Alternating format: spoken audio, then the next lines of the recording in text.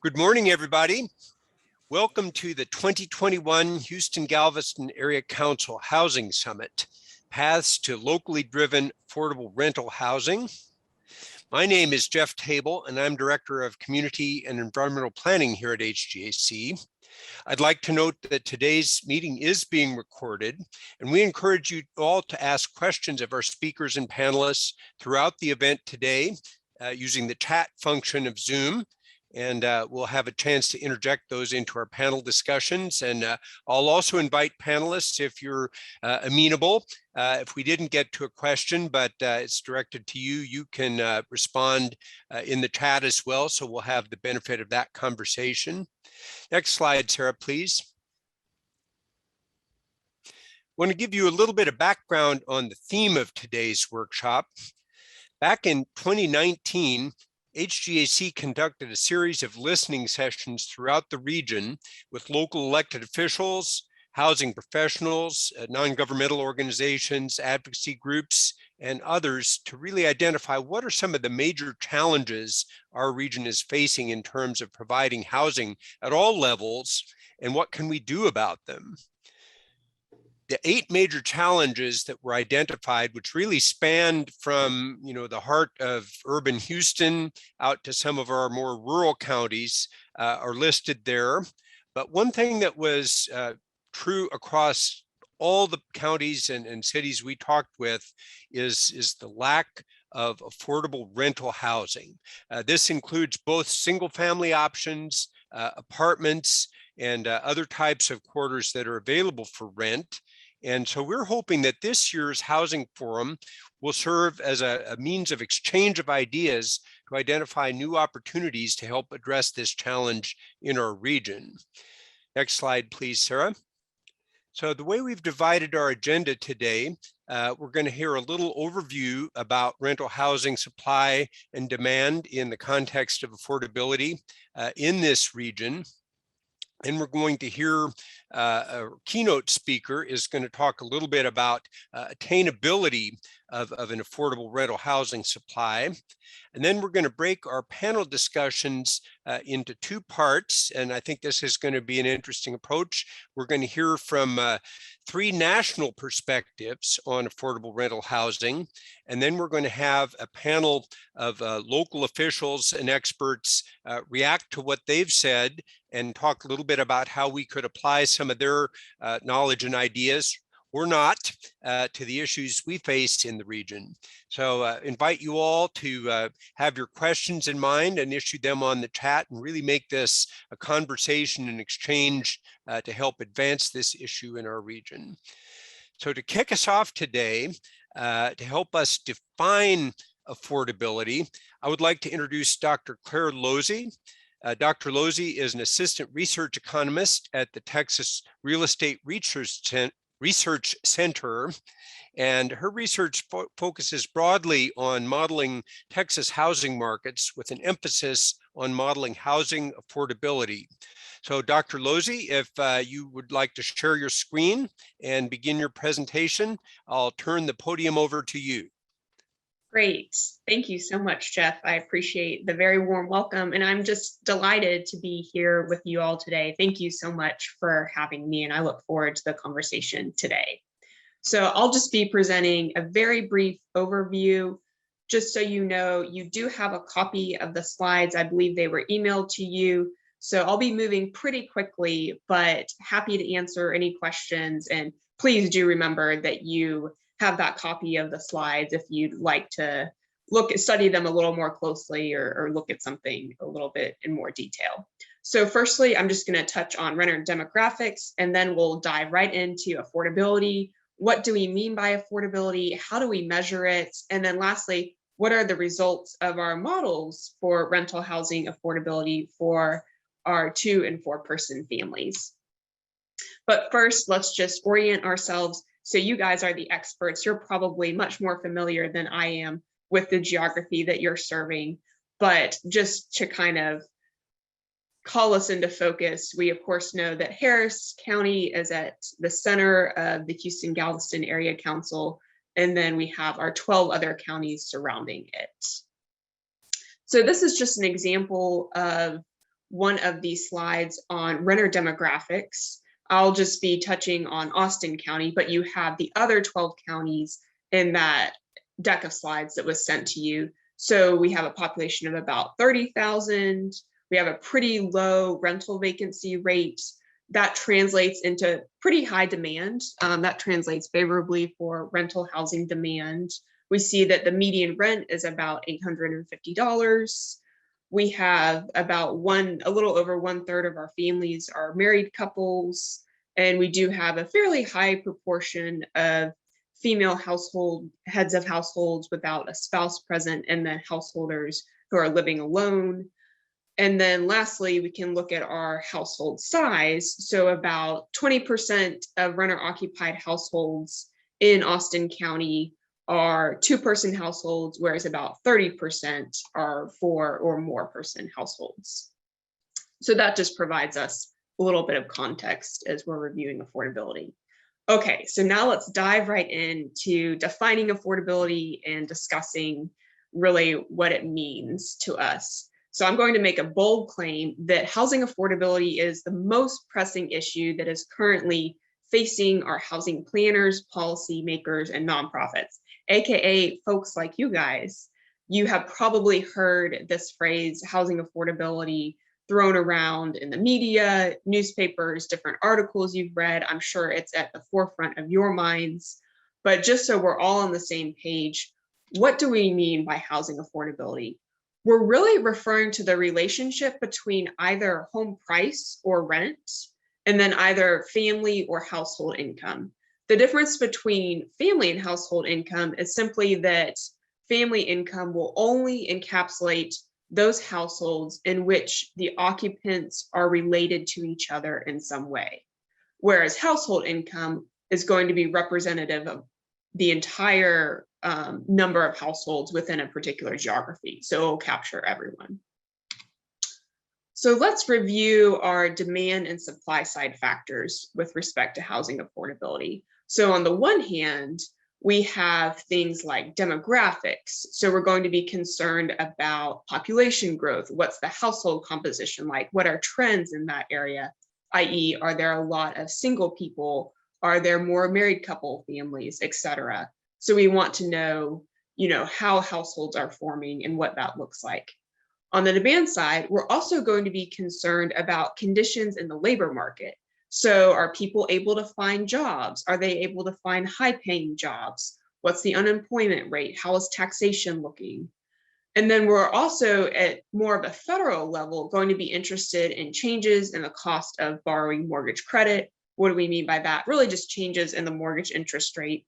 And then at the micro level, we're going to be interested in consumer tastes and preferences. So what are households demanding? What do they want? Do they want to move back to the suburbs? Are they interested in tiny homes? Things of that nature. And then on the supply side, I like to call it the 5 L's. So we're thinking about land, local regulations and zoning, labor, lumber, and lending. So the availability of developable land, we're concerned about our different planning parameters and how they're affecting housing, i.e., is there exclusionary zoning? So you can only have single family housing in a particular area, et cetera. And then we're also going to be concerned about our construction costs and how things are generally looking in that arena. And by labor, in that sense, we're referring to electricians, plumbers, foremen, et cetera. Of course, lumber has been a big issue, a hot topic lately, the cost of lumber. And then lastly, the availability of mortgage credit. So are folks able to obtain mortgage loans? And how are things looking on the commercial side as well? So I should mention too that housing affordability encompasses a wide array of issues. So it's important to remember that when we're talking about affordability, we're not simply equating home price or rent to income. We're also kind of in the mix encapsulating all of these other elements like housing quality, housing preferences, what's availability looking like, what's homelessness looking like, and lastly, what are folks demanding in terms of locational attributes? What do households want in terms of their neighborhood and community attributes? So you can't completely delineate that from the discussion on affordability. So I'll just briefly touch on our methodology for measuring rental housing affordability. First and foremost, the figures that you're going to see today represent 2019 data. And I know that's really frustrating. I apologize, but we work with census data.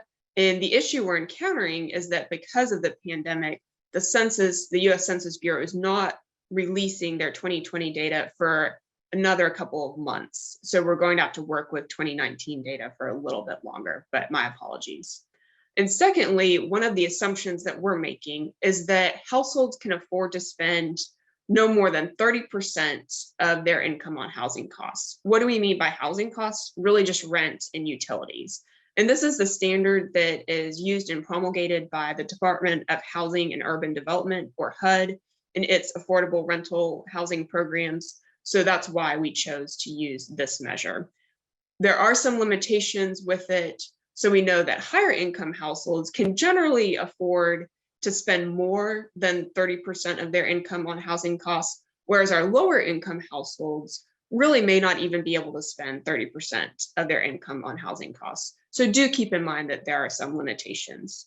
I'd also like to cover some of the caveats embedded in that measure. So simply because a rental unit is affordable does not mean that it is available, and it also does not mean that it is of sufficient quality, i.e. that it is decent, safe, and sanitary.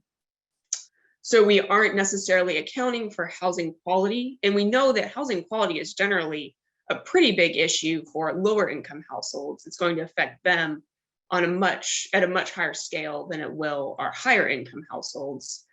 And we also know that affordability is going to be better for lower income households for our four-person families than our two-person families. And that's because of the way the income limits are structured by HUD. They're lower for two-person families. So that means the stock of affordable rental housing is naturally going to be lower for them. Okay, let's briefly cover our income cohorts before we dive into the results. So we're working with 5 different income cohorts, and you're probably familiar with at least the first 3. Extremely low income earners make between 0 and 30% of median family income.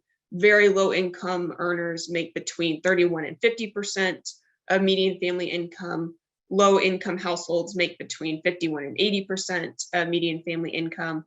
Our workforce households make between about 81 and 120% of median family income. And lastly, what I'm calling our market rate households are earning at least 121% of median family income. So let's briefly discuss our results for two-person families. And I'm just going to touch on a couple of geographies for the sake of time.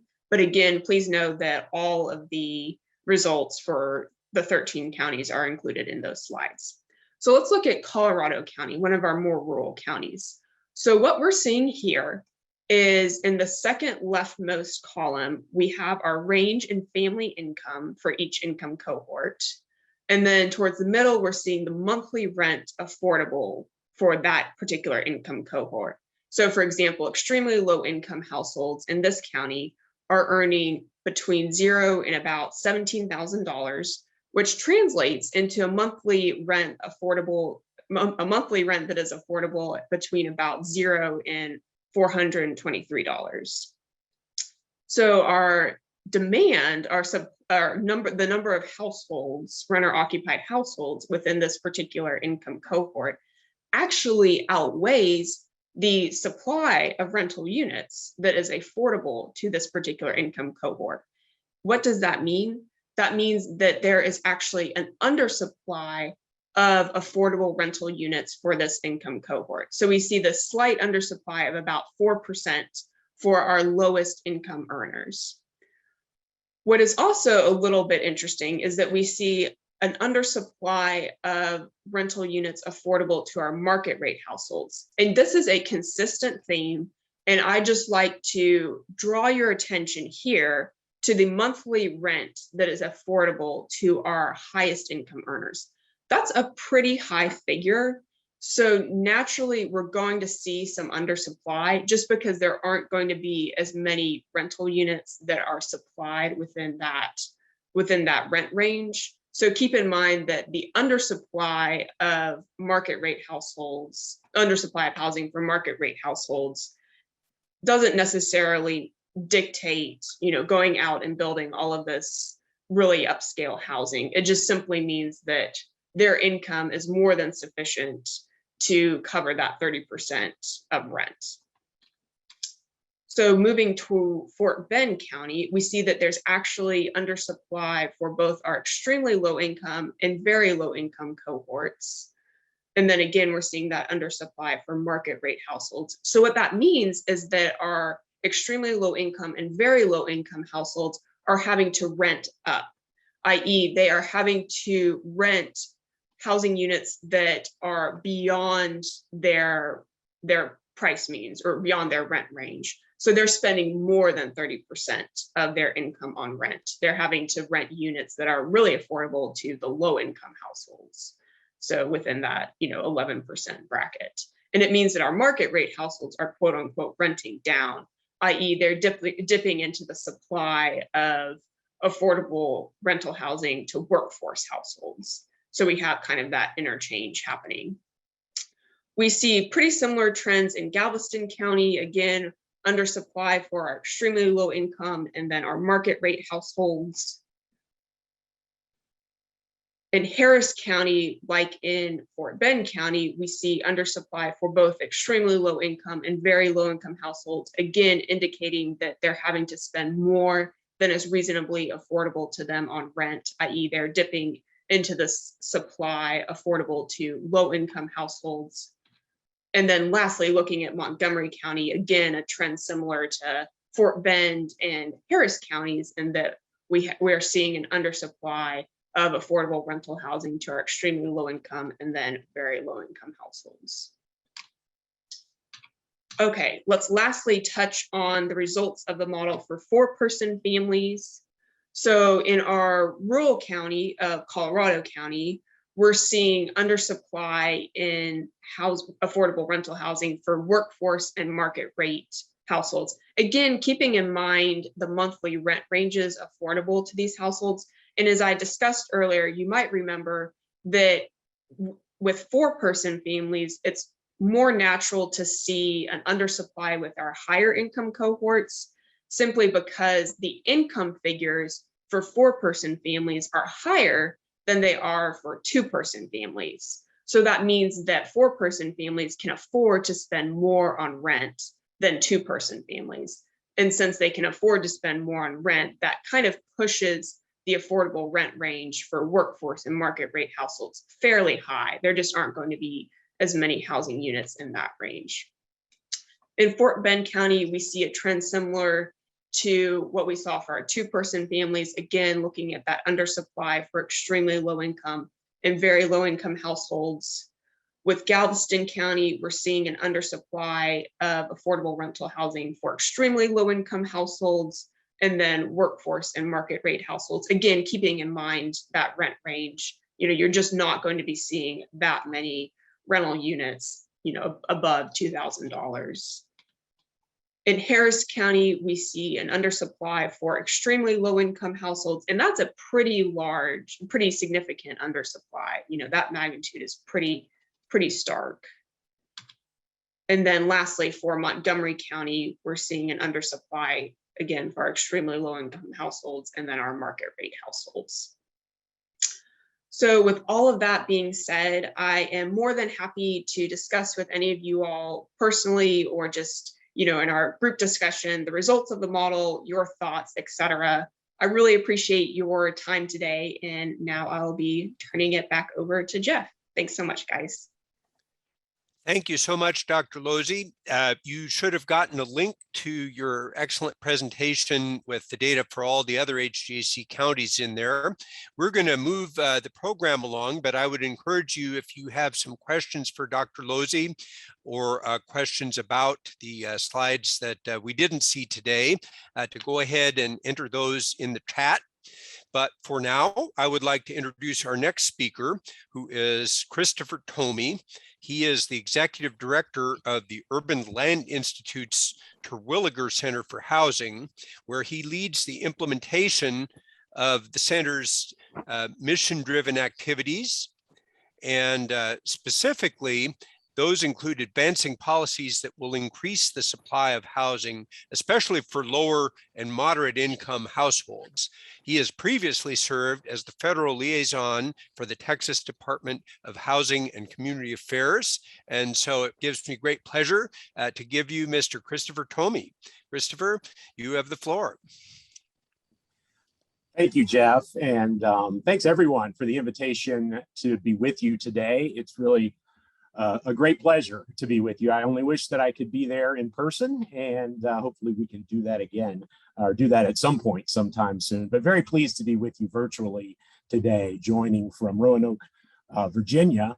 Actually, I go way back with Houston and with the state of Texas. Jeff mentioned that I worked for the Department of Housing and Community Affairs. That was back in the early 2000s, and but there's more.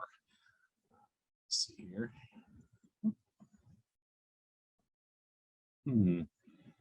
Get my slides to go here. There we go. The house that you see on the screen there is actually on the corner of Dumfries Drive and Chimney Rock in Meyerland. That was my grandparents' home when I was growing up. And because apparently my parents didn't love my sister and me enough, they would ship us off to Houston for a week every July and August in the years 73 to 85. So I did experience some Houston summers during my childhood. I also grew up in Henderson, Texas, lived in the piney woods of East Texas for 9 years. Also lived in Arlington for a couple of years, although it seems like it's a much hipper place than it was as I remember it as a child. And then again, I spent 5 years in the early 2000s working for the Department of Community Housing and Community Affairs. So Texas remains near and dear to my heart. I particularly enjoyed when I worked for TDHCA. I got to spend several weeks traveling across the state. I actually visited every congressional district in the state, which were 32 districts at that point, and really got a great feel for housing across the state during that 3-week period. Here's some of the work that we're doing at the Terwilliger Center for Housing. I won't spend a lot of time on this, but to have some sense of what we focus on, we work a lot to catalyze housing production and affordability. We do this with direct engagement with our ULI district councils and with local government. In addition to that direct engagement, we work to drive best practices, development practices, and related public policies. We do that through our annual Housing Opportunity Conference, and we'll be hosting that next year, March 8th and 9th, and would welcome your participation. And we have a almost monthly webinar series that's on the third Friday of each month, as well as a monthly newsletter that are some of our communications tools that we use for that. We focus a lot on thought leadership. We actually have 7 publications in the pipeline for the next year. I'll talk a lot today about our Home Attainability Index, which is the center's flagship publication, but we do an array of housing-focused publications. We do a lot of industry engagement, and we work to inspire broader commitment to housing across development sectors. One of the big tools we use for that are our Kemp and Larson Awards. The Kemp Award focuses on mixed income housing development, and the Larson Award focuses on government and public-private initiatives, and would encourage you to think about nominating any of those that you think are of value for to be honored with that Larson Award. You don't need to be a member of ULI to apply for that.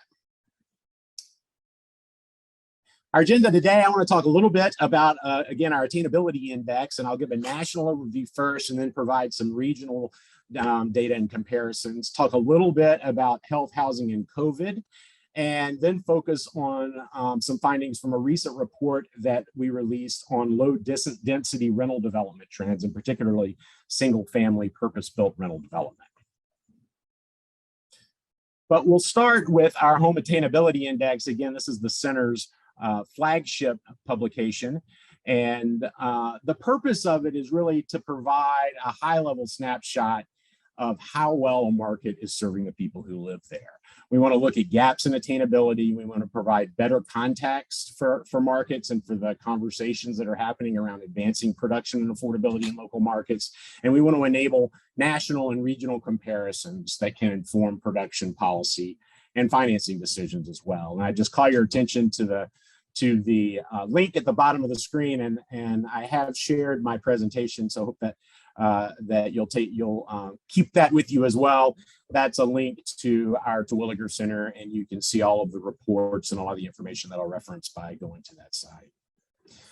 A word about what we mean by attainability, and I know that we heard from Dr. Lozy about definitions of affordability, and we particularly chose the word attainability because affordability actually conjures up a number of different ideas in people's minds. Certainly, kind of the HUD definitions are an important standard to think about, but the work that we do at the center is really focused a lot more broadly than the lower income part of the spectrum. And when people think about affordable housing, a lot of the time they're really thinking about subsidized housing that's built for low income, or particularly for extremely low or very low income populations. As we all know, the affordability challenge is much broader today than it was even a decade ago. It reaches much higher up the income spectrum.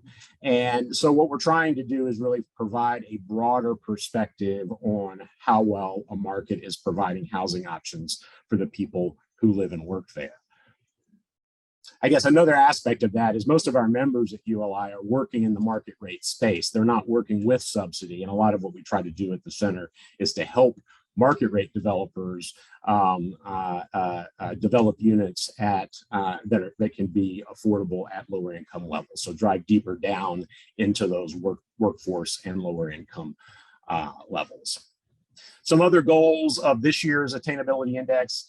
One is to put a face on the housing crisis through our occupational analysis, and we use data developed by the National Housing Conference on their paycheck database to show who can afford what within a market. And I think some of that information can be really shocking because folks don't realize how difficult it can be, even for a nurse, even for a cardiac nurse in some cities, to be able to afford rental housing or ownership. We also want to identify equity challenges and opportunities, and think about how we should consider attainability in light of COVID was an important aspect of what we looked at this year.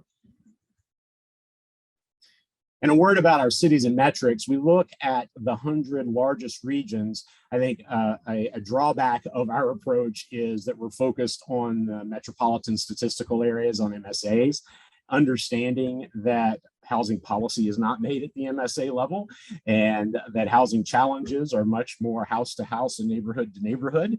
However, what we are able to do with our current bandwidth at the center and with the data that's available, and we use a lot of that same census data that Dr. Lozy was referring to earlier, what we're able to do at this point is at the MSA levels. Hopefully, at some point in the future, we'll be able to get more granular and really get down to what's happening in specific areas of the MSA, but this is what we're doing at this point. Again, we look at the 100 largest regions plus 12 additional markets that our local district councils have prioritized.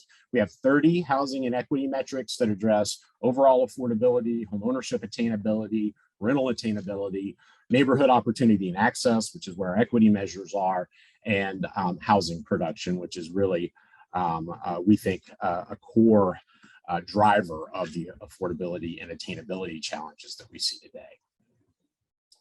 So first, we'll take a look at what the findings were nationally. Big picture, the most severe cost burdens that we're finding for middle income households are predominantly found in the most populous and higher, most expensive regions. But nationwide, there is a lack of attainable homes for critical members of our workforce. And this really showed in sharp relief with the COVID crisis. There's a severe undersupply of low-cost rental units, and Dr. Lozy referred to that shortage that you're seeing in Harris County. It's one of the worst shortages in the country, actually. We'll talk a little bit more about that. And in terms of segregation, both by income and race, we're seeing it cutting across markets, across geographies, and all kinds of market types. And with the really high housing costs that we're seeing in both rental and on the ownership side, it's going to be really difficult to address those equity challenges. And I'll say a few more words about the ownership gap in a few minutes as well. Some of the best performing best performers across all the metrics you'll see. Unfortunately, Houston is not appearing in this list. I would point out that San Antonio makes the list. So 16 of the 30 metrics, they're better than median. One thing I would say, though, is better than median isn't necessarily good. That's better than the median of the cities in the index. And particularly when we're looking at some of the equity measures, median is not a great performance. So below median is worse than a not great performance, but we shouldn't assume that better median that you're doing well. There's probably room for improvement there in most of the categories that we're looking at. On the other end, good news is Houston also does not appear on our worst across the board performers. I point out that Atlanta does, because when we look at some of the regional comparisons later, I include several of the Texas cities, but I also included Atlanta as a kind of similarly sized city with some similar housing challenges to give some outside context to what's happening there.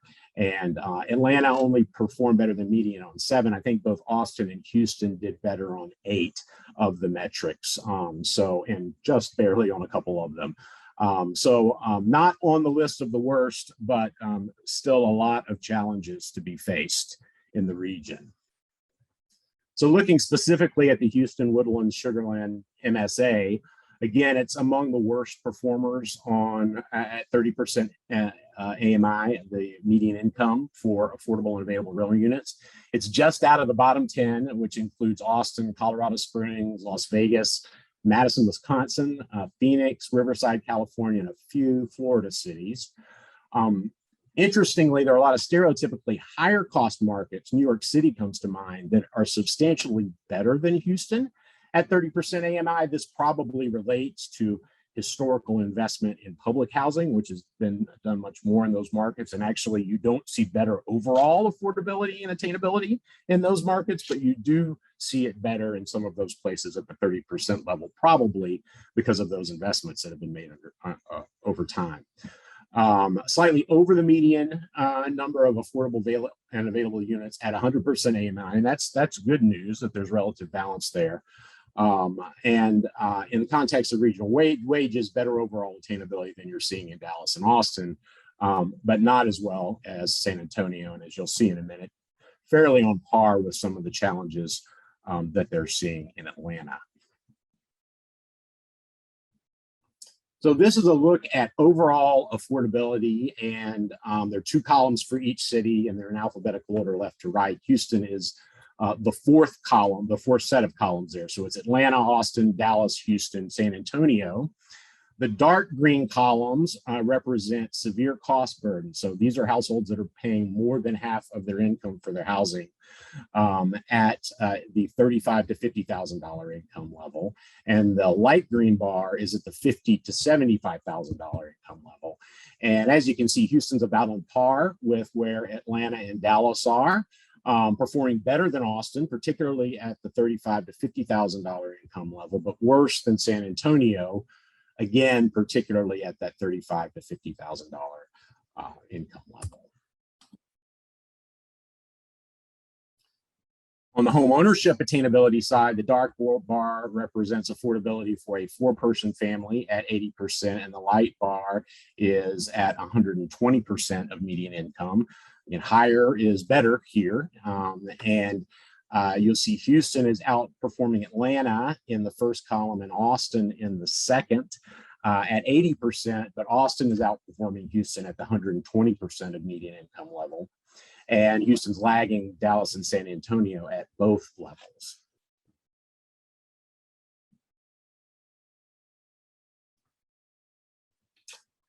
In terms of the racial ownership gap, and again, with the pricing, the price of ownership now substantially higher, become substantially higher over the last several years, this is going to be a really difficult, these are going to be difficult gaps to close. In dark green is the white-black ownership gap. Light green is the white-Hispanic gap. There's a very high white-black gap, as you'll see, trailing only Dallas among the cities considered here. More comparable with Austin and Dallas in the white Hispanic gap, which probably isn't surprising, and lagging San Antonio, again, Not surprising on that measure, but all the Texas cities substantially outperforming Atlanta on the white Hispanic gap. On rental attainability, now the different colored columns are each of the cities. And again, it's Atlanta, Austin, Dallas, Houston, San Antonio, left to right. Houston's the yellow column.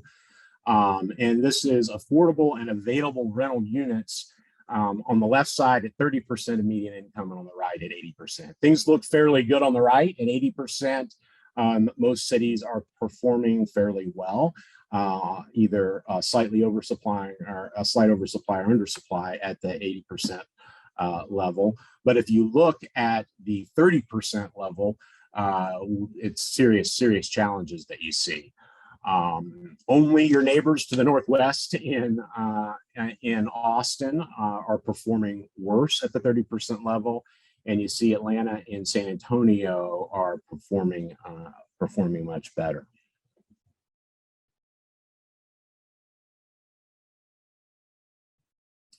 Our index does not go dive into the drivers of the attainability challenges that we're seeing. But what I do like to do is look at the National Apartment Association's barriers to apartment construction index. I think it's a good measure. They last updated this in 2020, and it gives you an array of potential and actual restraints to apartment development. Houston Metro actually ranks in the top 4th in terms of least restricted major markets.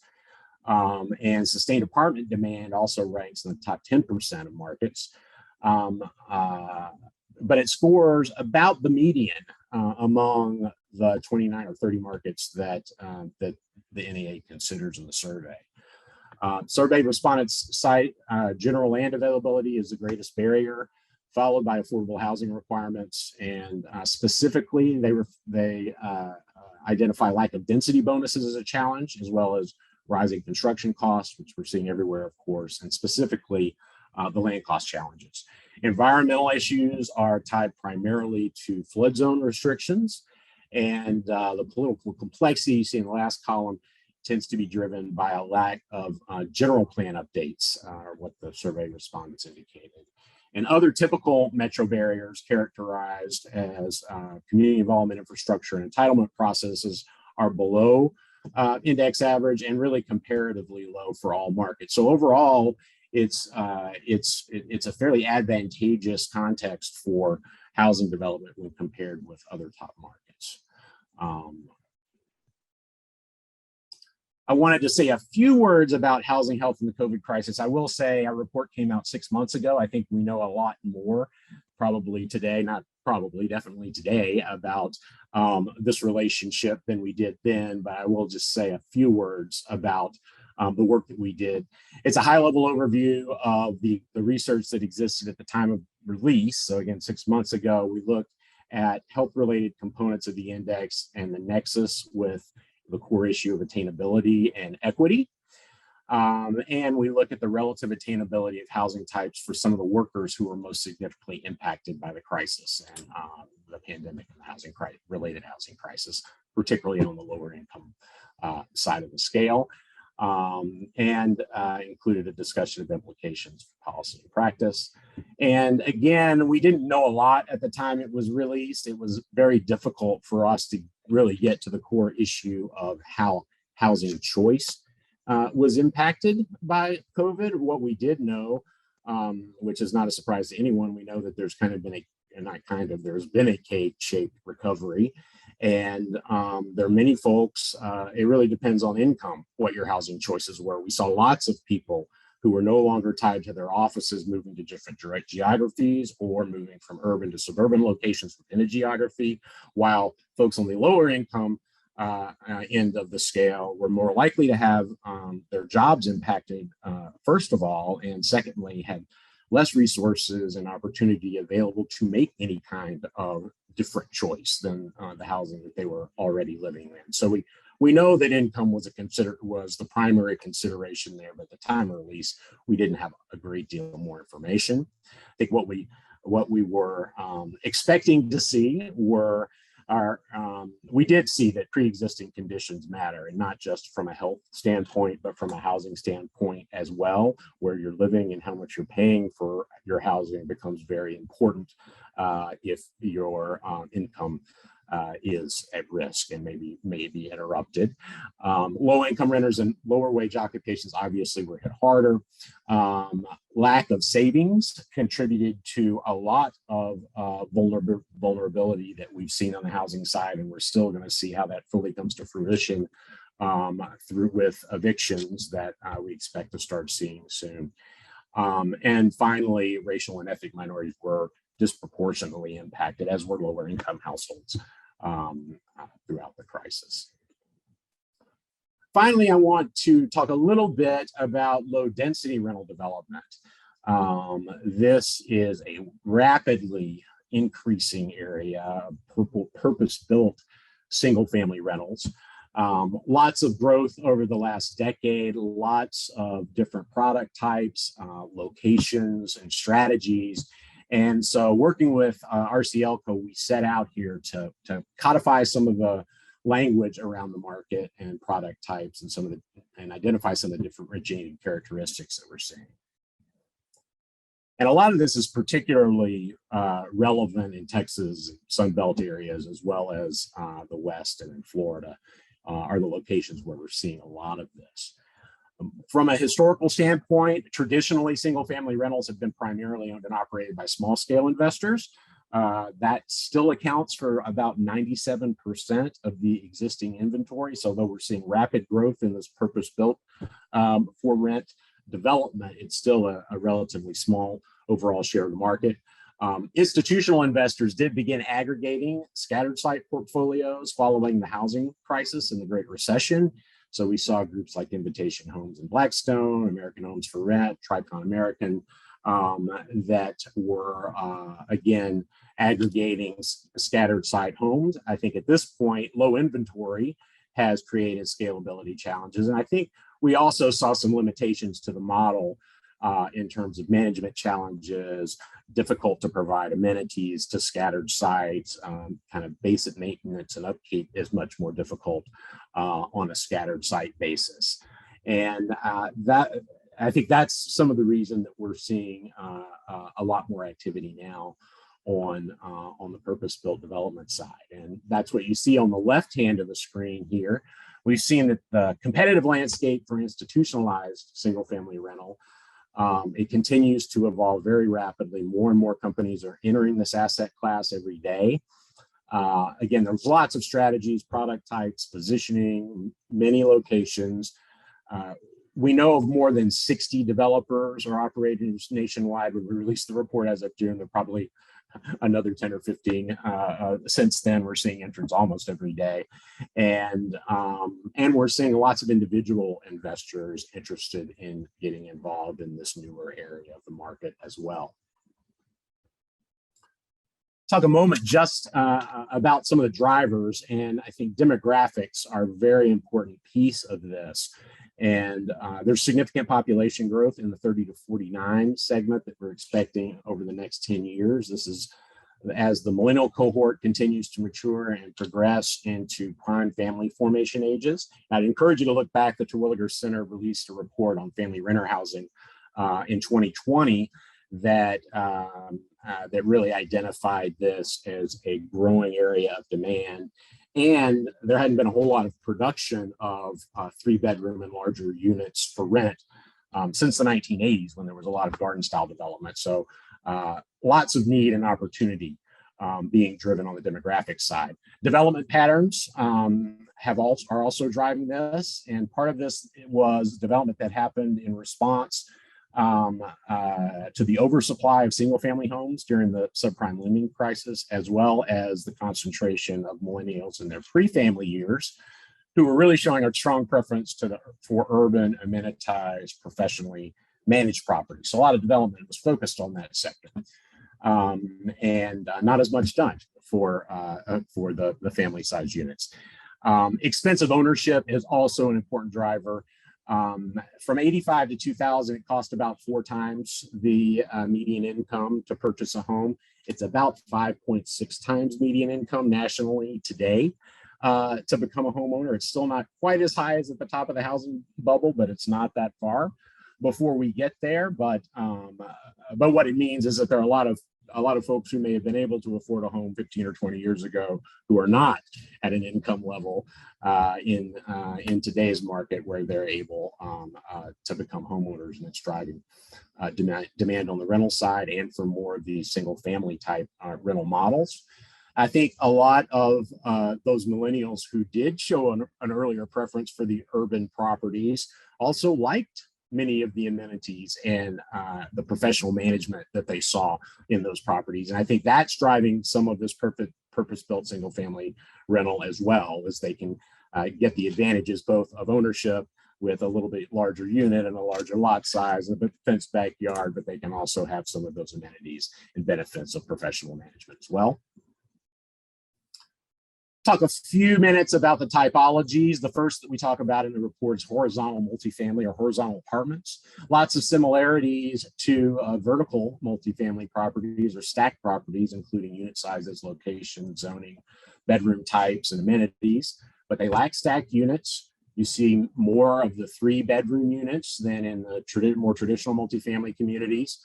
You get a mix in these communities of dense, one-story, single-family detached units, as well as some housing, townhouses and duplexes. And you can get densities of 9 to 14 units per acre in these developments. About 75% of these are developed as infill projects in established suburban locations, with the balance being seen in rapidly growing greenfield suburbs. Often these are competing for land with garden-style apartment developments. In terms of kind of a market placement competition, the main competition is horizontal multifamily is the garden-style apartment, with some from the single-family attached and single-family detached homes that are on the shadow market today. And these units command a substantial price premium relative to the garden-style multifamily and to the local single-family shadow market. Single-family attached is the second typology we talk about, and these share at least one vertical wall and are not stacked, obviously. There's a broad spectrum of unit types and sizes. We see about 8 to 16 units per acre in these. 2+ bedrooms, and they tend to be larger on average than traditional multifamily units, but smaller than more traditional single-family homes that you see on the shadow market. They skew, in terms of residents, they skew slightly older than the renters at the horizontal multifamily communities. Recent divorcees have been a big part of our common renters in these communities. And some of that's related to the need or preference for larger homes and additional need for additional storage space. And these have been most prominent in California and the Mountain West and the Midwest. The build-for-rent single-family detached is the model most similar to the single-family rental units owned by institutional aggregators and small-scale investors. They benefit from economies of scale. They have high concentrations of units in a single location, cohesive branding, all of those benefits. These are now often being associated with, are sold from a larger master plan community. There are lots of partnerships with builders that are happening in these developments. We're looking at 3 to 7 units per acre here. They tend to much higher number of the 3+ bedroom units and larger units than traditional multifamily, often large fenced backyards, highly amenitized. And these have been particularly prevalent in Texas, Florida, Georgia, and Arizona. And these have typically been located, as you might expect, in greenfield suburbs, but sometimes are also being found on the edge of older developed suburbs. The primary competitive market is the shadow inventory, institutional aggregators and small scale investors. With the larger unit sizes and higher rents and competition from the shadow market, these communities are typically priced at a slight size adjusted premium over garden style, but healthy premiums over the small scale investor owned properties. And you see larger unit sizes and the strong pricing typically give yield rental monthly payments that are fairly comparable to the monthly cost of ownership in the locations where they're being built, assuming a down payment in the 10 to 15% range. And we do feature a Houston area development in the report, Palomino Ranch, a Tricon residential development there. So I would encourage you to take a look at that in the report. And there's also a write-up in the report of single-family detached development in San Antonio as well. A few words about future implications and possible interventions on single-family purpose-built for rent. Affordability and equity are some concerns that have been raised around the model. I think, again, it currently represents such a small percentage of the overall rental stock, single-family rental stock, that it's hard to know what the impact on these areas can be, but it's also a good time to think about how it can be a benefit in these areas. And I think some of the strategies that we're hearing that could help in terms of the affordability and equity questions some are related to technology. There are some of the single-family rental developers are looking at opportunities to incorporate modular construction systems and lower the cost of low-density homes and providing more affordable options within these developments to households that are priced out of the for sale market. Land use and zoning policies are always critical. We need to increase the proportion of land that these typologies can be built on. They've been primarily built on land already zoned for multifamily, but they seems like a great opportunity to move into some more traditionally single-family zone neighborhoods because it fits more into the architectural type and the feeling of the historic feeling of the neighborhoods. And we need to facilitate more production, and particularly of units for lower income tenants. Without production, we're never going to address the affordability and attainability challenges we're seeing on the low density side or more broadly, certainly. In terms of environmental and infrastructure sustainability, again, land use and zoning policies are important. They can, by allowing increased housing supply in established communities and leveraging that existing infrastructure, you can relieve pressure that is created by greenfield development. You need to prioritize development locations that are proximate to commercial nodes, other community facilities, and allow horizontal mixing of uses, and do what you can to mitigate transportation demand. There's going to be lots of opportunity to think about that as we expect to see some infrastructure and transportation funding rolling out at the federal government in the next couple of years. And we need mixed use development that includes neighborhoods serving retail. We should really be allowing that by right. It helps build a good, strong, successful neighborhood and should be a part of these solutions. So thank you again. It's been a great pleasure to be with you today and share some of these ideas. I'd be happy anytime you'd like to reach out to me and talk more about these issues, would be happy to do so. And I'm happy to turn it back over to Jeff. Looking forward to hearing from the panel. Christopher, thank you so much. Great presentation, and we look forward to digging into the report. I know there are a few questions going on with the chat, so hopefully you'll be able to share your responses to those. But for now, we are going to move on to our first panel. As I mentioned earlier, we're trying a little bit different format today, where we have some experts from outside the region talk about some innovative things they're doing, and that is going to be followed up by a panel of local officials and others who can respond to how well these strategies may or may not work in addressing our housing attainability and affordability issues. This issue is so vast, it's kind of hard to know exactly where to start. So the panel you're going to be hearing from in a moment is a tightly curated look at three strategies that we thought would be particularly useful to the culture and conditions of our region. We're going to first hear from Mohawk Thakur with the National Housing Trust, who's going to talk about preserving naturally naturally occurring affordable housing, or NOAA, great acronym there. Then we're going to hear from Cole Peterson, who is with Accessory Dwelling Strategies, LLC, and is going to talk about the use of accessory dwellings.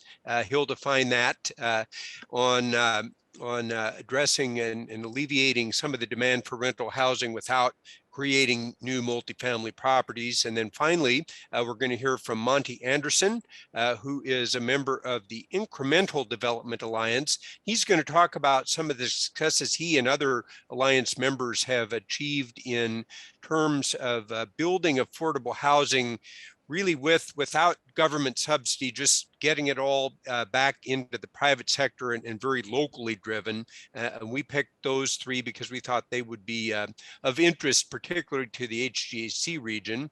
So beginning with Moha, I'm going to ask each of our panelists to briefly introduce themselves, describe their work, and talk about some of the strategies that they're using or observing in their field to protect, build, or maintain affordable rental housing.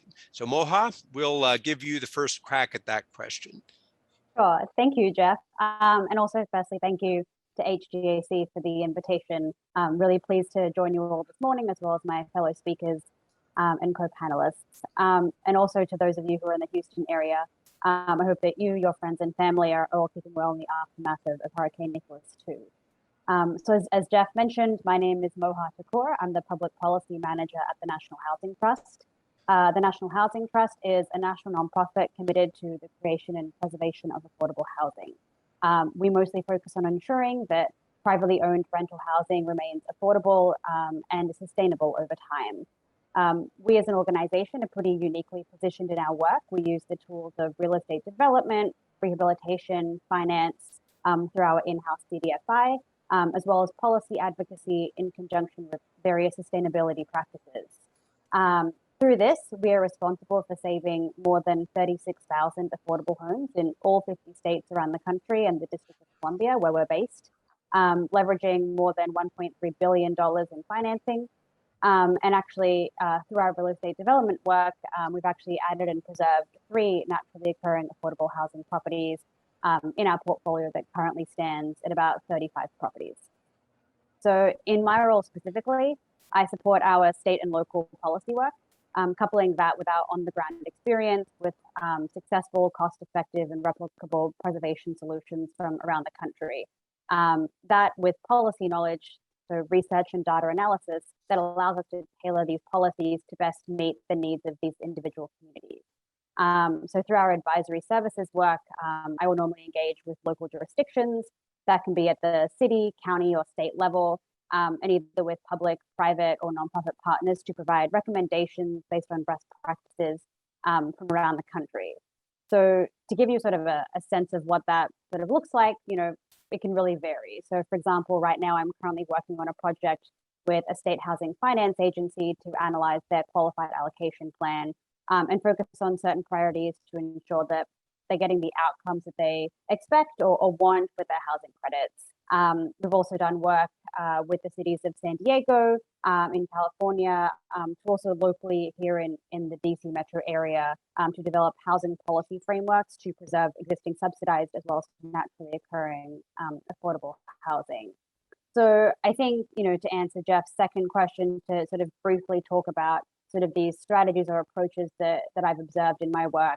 I want to also give the other panelists a chance to sort of introduce themselves and their ideas, but wanted to give sort of two couple of sort of big picture considerations. I think what I want to firstly highlight when specifically talking about naturally occurring affordable housing is to sort of firstly define what that means.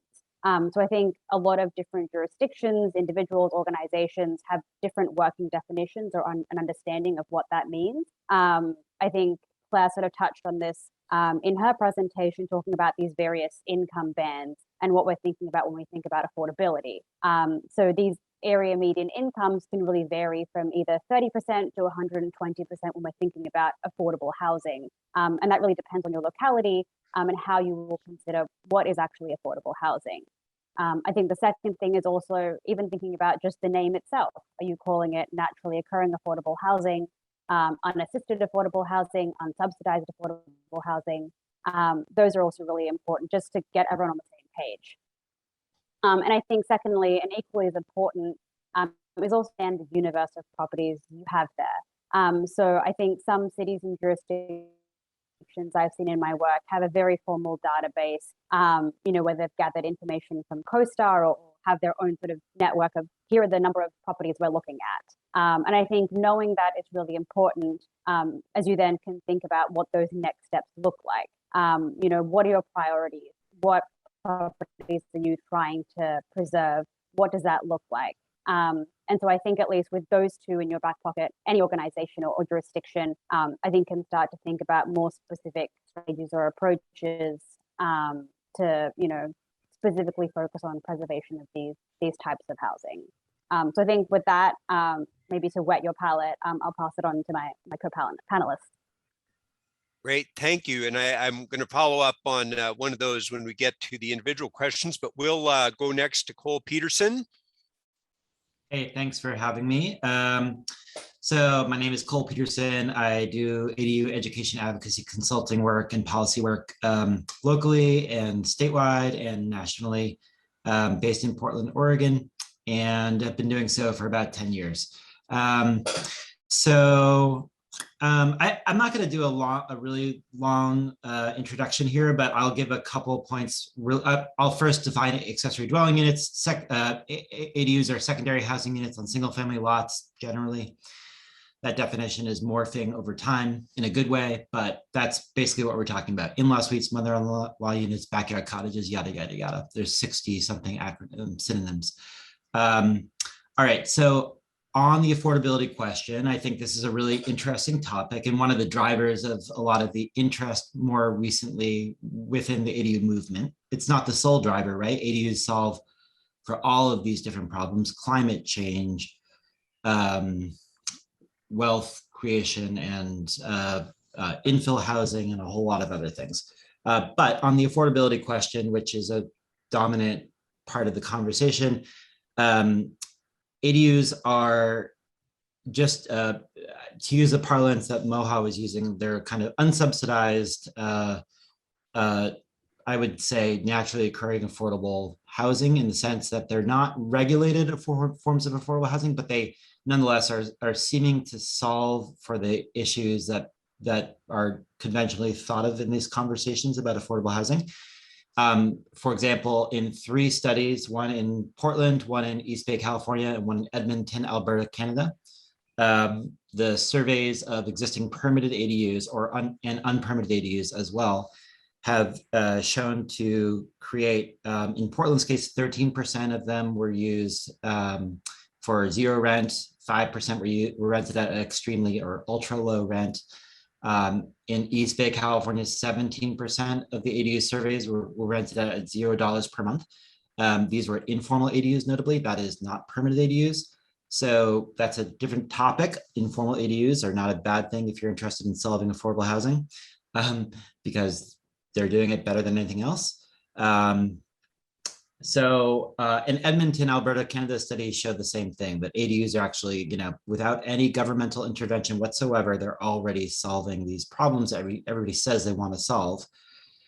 Yet at the same time, if we regulate ADUs to be, affordable housing, they can only be rented out to Section 8 renters or whatever the parlance is used within the nomenclature among affordable housing providers. It doesn't work. Nobody wants to build ADUs where their hands are tied to those restrictions if they're an average mom and pop landlord. Too complicated. Building an ADU is already really hard, really complicated, really expensive. People don't want to, they might never been a landlord before. It just doesn't mix well from my perspective.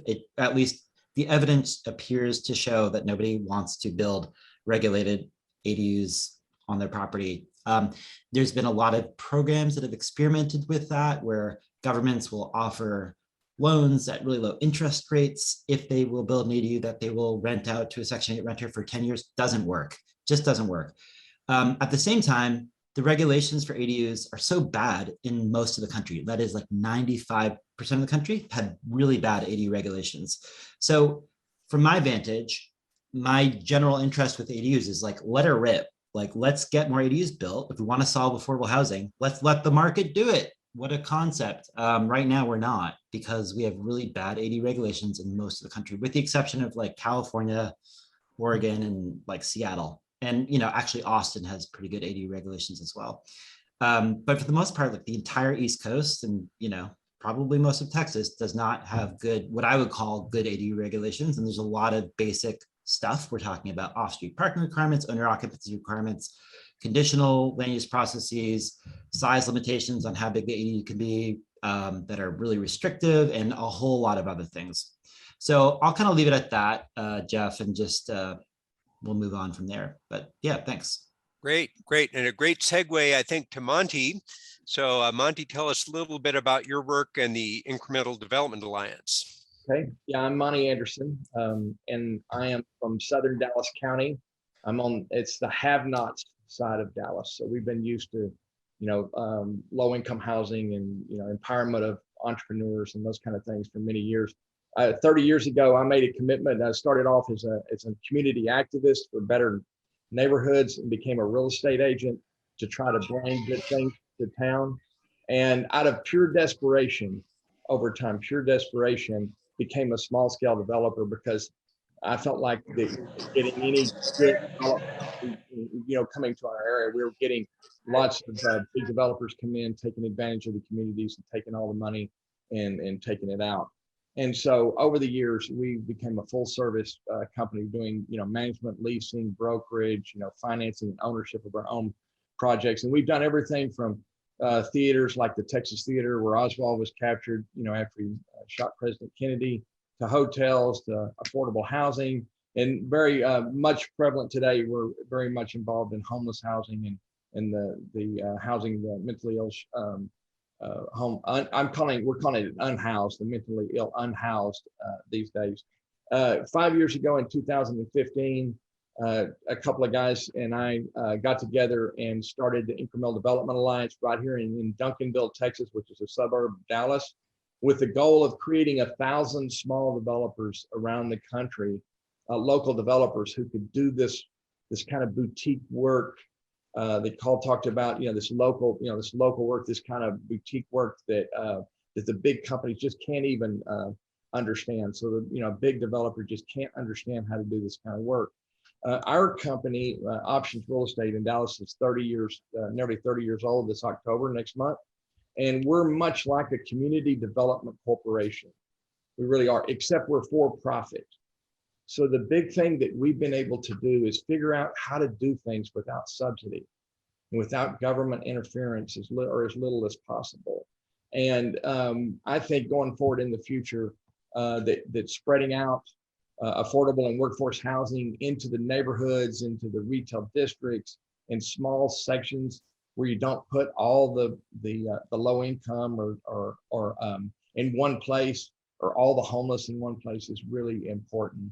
And so our goal is to really not run people off, not gentrify the neighborhoods. What we call it here is gentrification.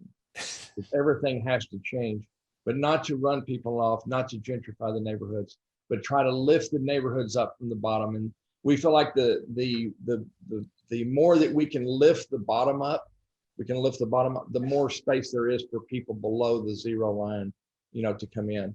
And I believe that ownership, whether it's a house or a building or a business, we need to be creating more entrepreneurs and quit worrying about jobs as much. Because every time we create an entrepreneur, we get 2.3 jobs, so, if we do the right things, if we work on the problem, the real problem, instead of the symptom, we will come out a lot better. Glad to be here. Thanks, Jeff. Well, thank you all. I'm going to hit a real quick rapid fire follow-up for each of you, and then we'll get into some more general questions. But going back to Moha for a minute, and this whole idea of naturally occurring affordable housing, Noah, is a little bit newer to me. And so I always have to go with sort of parochial, anecdotal ideas about that. And I am formerly lived in a neighborhood in Houston before Hurricane Harvey came to visit us that had a lot of what I would consider naturally occurring affordable housing.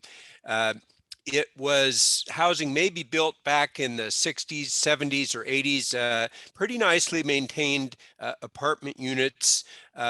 A lot of those, though, have been the sites for more expensive apartments or townhomes or the like. And I'm just curious about, what sort of incentives or partnerships when land prices are going up in these areas. It seems like those naturally occurring units are the first to go. There's a lot of price pressure.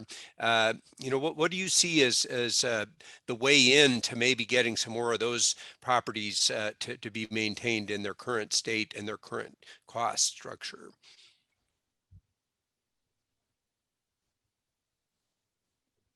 Hope we didn't lose you, Moha. Hi, sorry. Oh, that's all right. Sorry, yeah, my internet's been cutting a little in and out. Sorry, could you actually repeat that question? Yes, You were just breaking up a briefly, little. I in my old neighborhood in Houston have seen the loss of dozens of, 1950s, 60s, 70s era apartments that pretty good construction quality, and I'm assuming, would fit the definition of NOAA. But what's replaced them all is either expensive apartments or townhouses. Those seem to be the sites that people are most interested in, those buildings. What's really in it for those small independent landlords to maintain those properties as they are?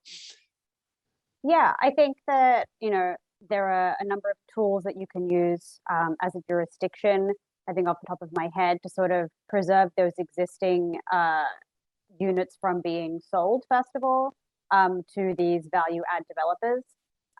So I think we see, at least here in the District of Columbia, we have TOPA, which is the Tenant Opportunity to Purchase Act. There are a number of other policies around the country, and I'm sure I'm forgetting some. But I know Minneapolis is trying to implement something similar. In Prince George's County, there's a similar county right of first refusal.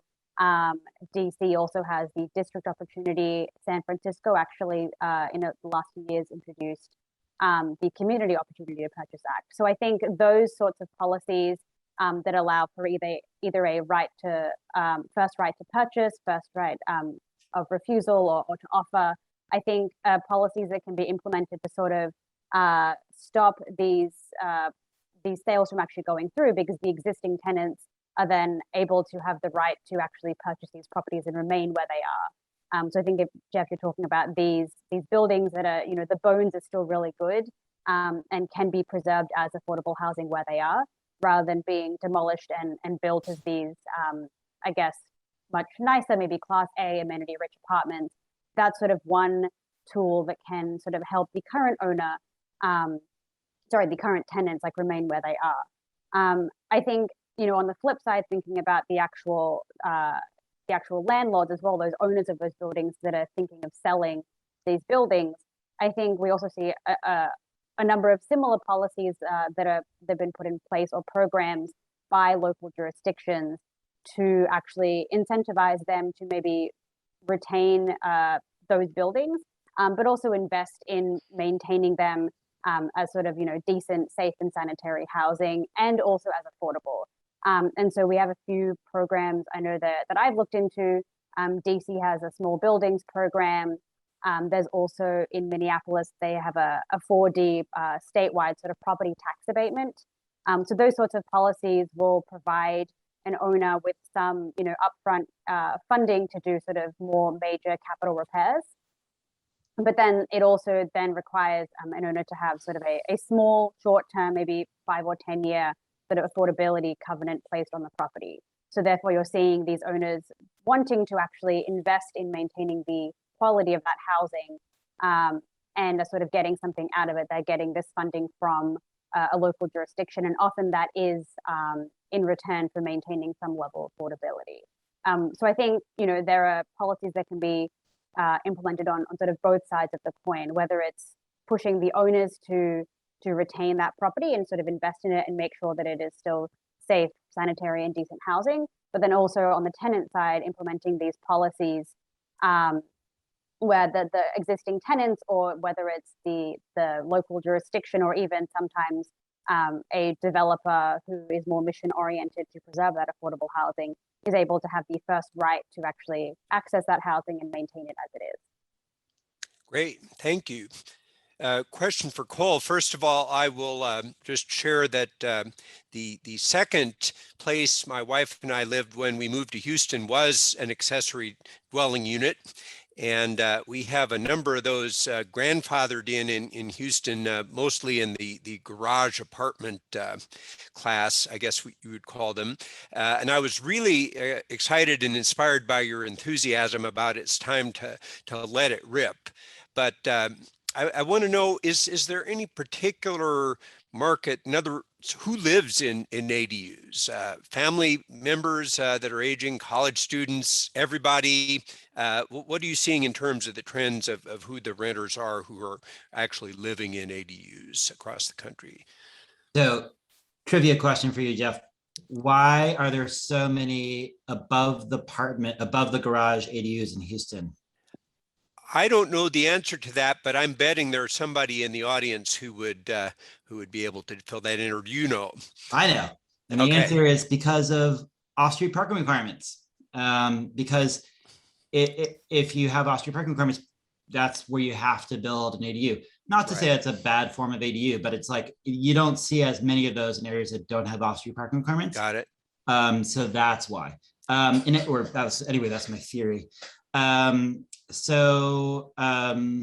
To your question, remind me, I got off on that tangent. Well, I was just curious, who are the primary tenant classes of ADUs? It's just average people, honestly, but it's 1 and 2 person households, right? Because they're like smaller than average units, but 1 and 2 person households represents like roughly 60 to 70% of the households in the US. So my general like free market libertarian approach is like, oh my God, let's at least let the market supply the form of housing that matches our demographic demand. And we're not right now, right? And so like that's really the market that primarily you could say ADUs are serving. From the couple bits of research that have been done on this show that the average developer of an ADU is like on a bell curve age range, like, very few in their 20s, some in their 30s, 40s, and most in their 50s, 60s, and then down. And it's probably due to the wealth that it takes to build an ADU. Right. And from a renter point of view, the bell curve shows that it's slightly skewed towards a younger demographic, but they're non-significant findings, really, to be honest. The more important finding is like it's 1 and 2 person households as opposed to family housing rental stock. So that's the demographic you could say that it serves. And it's also, it's pretty comparable to apartment prices, generally speaking, 1-bedroom apartment prices. It's just that this is a way to provide a more desirable, higher quality apartment in a residential area where you have a yard and all that. So yeah, and then it has all these organic, flexible uses that solve all these other global problems incidentally as well. Great. Monty, I want to ask you, and I'll just give a little prelude to Judge Mcdonald, who is going to be on our local panel. When we had our listening session in his county, there was some discussion about getting a local builder who was a hometown boy, some help in getting started on doing some infill housing and housing rehab, but it's tough to get that going. Tell us about some inspiring success stories you've seen in empowering local developers and builders, particularly in places where there isn't a lot of interest on the part of larger housing builders or multifamily developers.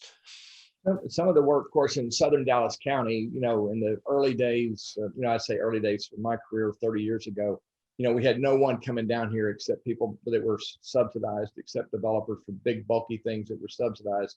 And so, the locals started, we started getting zoning change where we could put a 3,000 square foot building with 2 retail spaces in the front and 2 400 square foot, flat apartments in the back, where the butcher, the baker, and the candlestick maker could be the owner of a building and have a couple of rental units. And they don't have to get the high rents. that a big, bulky developer has to get. They can hire the busboy down, and they can rent to the busboy down the street just because he's somebody they see on the streets every day. But if you go to South Bend, Indiana, South Bend, Indiana is where I'll be next week. We've been coaching them for a couple of 3 years right now. Oklahoma City, Tucson, Kansas City, places like that, where we're seeing, women of color become small developers. We're seeing professors like from Notre Dame, one of our top people in the country that's now a developer, is a 67-year-old professor, claimed to be socialist. Of course, I'm a Texas capitalist. I'm a conscious capitalist, and now he claims to be a market rate socialist. So we really came together, to learn, because he realized he has to make money at this. But as a small developer like this, these locals have to learn how to do everything. They have to be their own general contractor. They have to be their own property manager, their own leasing agent or sales agent. They have to finance these. It's a very complex situation where, as a big developer, you've got lots of staff in different places to do things, but nobody knows how to do everything. And so our challenge is really teaching people how to be, kind of like these little supermen, superwomen in these areas. But what we find best is we find a community champion, a champion of the community first. And then we teach them how to make money doing this business. And we have lots of little tools, the flywheel approach, and how you make money, how you can figure out how to build your team and do this the right way. But in places like Buffalo, New York, Bernice Radel is one of my allies, and Mike Keene in South Bend, and Ryan Stevenson in Tucson, Abby Kinney in Kansas City. I mean, these are all people that are doing this. And we're seeing, it's really funny because we're really seeing women, and even women of color, very interested in doing this and doing better than the men. Because there's one thing we discovered: men like to conquer, especially you get women nurture, and that's what this is. This is like a nurturing, it's one building at a time. It's adding one room on. And if the locals, it's like the locals are the apartment guys and gals. It's local apartments. So if you can add 2 ADUs on, or we call them, what I'm doing right now is these roommate units. And so they're actually connected to the house, so they can be built for less per square foot. Than an ADU is a very expensive thing to build independently per square foot. And so these roommate units we've actually hacked the code in Dallas, where they're in single family lots, because we don't have a good policy, as Cole said, for ADUs here in the Dallas area. So we've actually hacked the code where we have doors going into the units, but we lock them, and not full kitchens in the units. It's like a high-powered wet bar, and so it's like a little hotel unit, that's connected, and you got roommates, they're not apartments. And so there's tons of this stuff going on in little bitty pockets around the country, but we need a lot more of it, because just imagine this. Imagine if all your neighbors in your neighborhoods were the solution to the affordable housing problem. And we can do a whole lot better job, I believe, than corporate America can in solving these problems.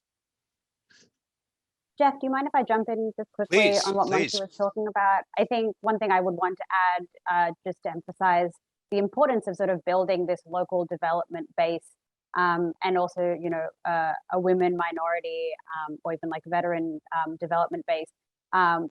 We've seen in the last few years, at least with the housing credit program, that there are a number of states that are adding specific points in their competitive categories around partnering with a local developer, partnering with a minority or a women business enterprise.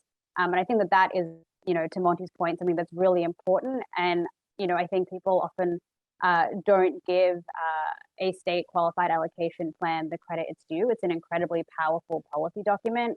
And I think pushing to include criteria like that, whether it's partnering with a local entity, and it could be, a primary sponsor or developer, it could be an accountant, it could be an architect, it could be a property management company. I think giving other organizations, whether it's a local partner or a minority or a female partner, are all really important to at least get them that experience, so that then they are then able to maybe one day go out and do that deal themselves on their own, and sort of pass that knowledge on further and further. Let me add to this. One of the things people think, they kind of, they think we're less like what you guys are doing, you kids doing this, small work. That's kind of not, that's cute. Y'all do this, but what they don't realize is that while you're taking 3 to 4 years to build one of these tax credit complicated capital stack deals, we're building one at a time and keep going, and all the time we're building and solving the problem right now without. And so one day we are going to run out. I mean, we're already bankrupt. I mean, these trillions of dollars. I mean, I'm sorry, but we're in bad shape. I mean, I don't know how this is.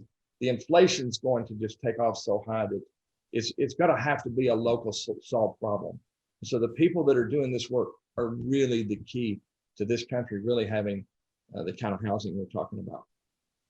Well, let me build on that with the question for all the panelists. A two-part question. First of all, who do you see as and maybe it's different in different markets, but who are the big change agents out there? Is this something that we need to work totally from the bottom up, as Monty's describing? Is it all of us? Is it the philanthropic or advocacy sector? What is the government role? And so who do you see as sort of out in the lead of making the changes necessary? And then step back from that a little bit and kind of describe the ecosystem of what roles you see government, developers, large and small advocates playing to get us there. And whoever wants to respond to that first. I'll take a crack. All right, so ADUs, I don't know that this is necessarily going to crosswalk to like other forms of housing, but it probably does within the middle housing domain, that is duplexes, triplexes, fourplexes. It's the incremental developers that Monty's talking about. It's the small scale developers. That's a very diffuse, hard audience to kind of reach. But I think the first step to get at that form of housing is ADUs, really, first and foremost, because it's the smallest, easiest of the bunch. Or like what Monty was talking about, these kind of hacks of the code that provide for creative utilization of the single family structural form to provide actual, informal ADUs. That's fine too. I'm in favor of that. In any case, reaching that audience is not that easy because we're talking about scaling up the development knowledge of average homeowners, which is a big lift. Most people are not developers, they have full-time jobs. So it's a difficult audience to reach, but that is the audience we're talking about. And in order to enable that audience to do its thing, a lot of institutional actors ideally are going to come together and with a common mission of what can we do to increase the supply and the demand for ADUs or for middle housing or whatever you want to have it be. And hopefully those aggregate numbers of interests that you mentioned, we're talking about affordable housing developers, urban infill wonks, planning and zoning staff, municipal, jurisdictional elected officials, architects, land use planners, lenders, appraisers, builders can get on the same page of what the changes that need to occur are. Oftentimes these are regulatory changes at first, but then it gets into education, advocacy, awareness, and then it gets into financing and making these incremental changes to these institutional systems such that the average homeowner can figure out what an ADU is. Can I add one to my property? Cool. How much does it cost? How do I get started? What are the zoning regs? All those things the information is not very well expressed almost anywhere in the country, let alone are we enabling people to do this very easily? There's a lot of efforts now to make it like a point-click solution in California, and there's some success going on with that with ADUs. So I think there's definitely potential for improvements on that, but it really is going to start with like a coalition of people who have a common interest in improving the market or improving the regulatory and market framework for a form of housing like ADUs. I think there's two things more important. First of all, cities have to create an environment zoning, policy, building code that allows us to do this work. It allows us to add 2 small units on the back of our retail center. Allows us to really re-envision some of these bad retail shopping centers where we can put maybe some apartments in the backs of the big deep spaces. That's the first thing. That has to create an environment specific, but not, that's not what's happening. We're doing zoning and high and bigger and bolder and all that stuff. The second thing that has to happen is financing and equity for these small developers. So if you can provide financing can be done. Let's say if you're going to build a 2,000 square foot building, and 1,100 square foot of it was retail, and then 900 square foot was 2 little units. You can get an SBA loan with 10% down and build that, what I just described. And you could build those all over your little main streets and infill projects everywhere. And get this, Costco down the street is on the tax rolls for, big bulky thing for $490,000 an acre. The little building I just described to you, which I have some here right behind me, they're on the tax rolls for $3 million per acre. I mean, it's just amazing. And they're 1 story. We're not talking about multi-story. So policy, building code, financing, equity. You don't have to give away anything else. Just fix your sidewalks, make your streets safe. Cities quit zoning your these areas into super blocks. When you zone this into super blocks and you allow big bulky things and you give TIFs, you give incentives, you create odd things upon the earth that really don't sustain themselves, or they really add to the poverty that they're typically adding right now. They're just adding to the poverty.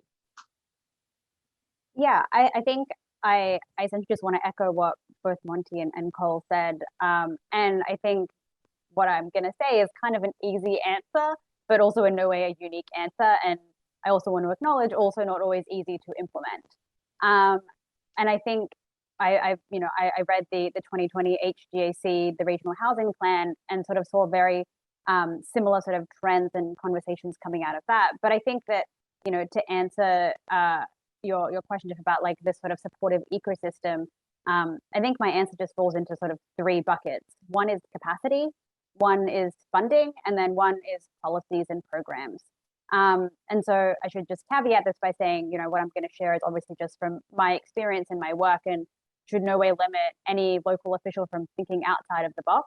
But I think that when you're looking at, the long-term affordability of these naturally occurring affordable housing properties across all housing types, whether it's multifamily or single family, you're placing residents at risk for displacement or homelessness without sort of having this full spectrum of I guess, policies, tools in place.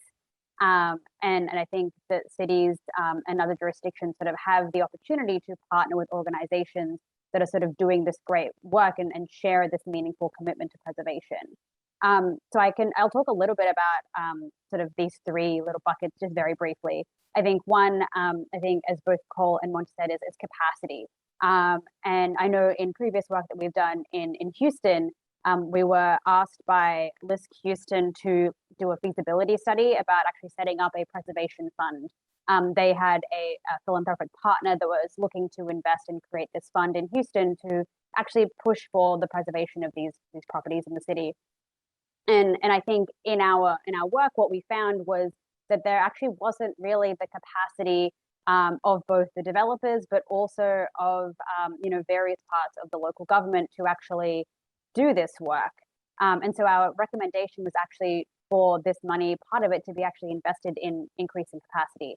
And where that was to have, the couple of developers that were actually already doing this work and engaged in this work, giving them more money to build out their portfolios and get more experience, whether it was sort of funding these smaller actors who were interested in maybe doing this work, but didn't really know how do I go about preserving NOAA in Houston, sort of shadowing these larger developers. And also sort of pulling together this sort of like listening session of, okay, if we want to be doing this preservation work in the city of Houston, like what do we actually need to do? How do we make this a better environment for developers to come in, for more funding to come in, to actually create an environment that will push for this work and get us the results we would like to see.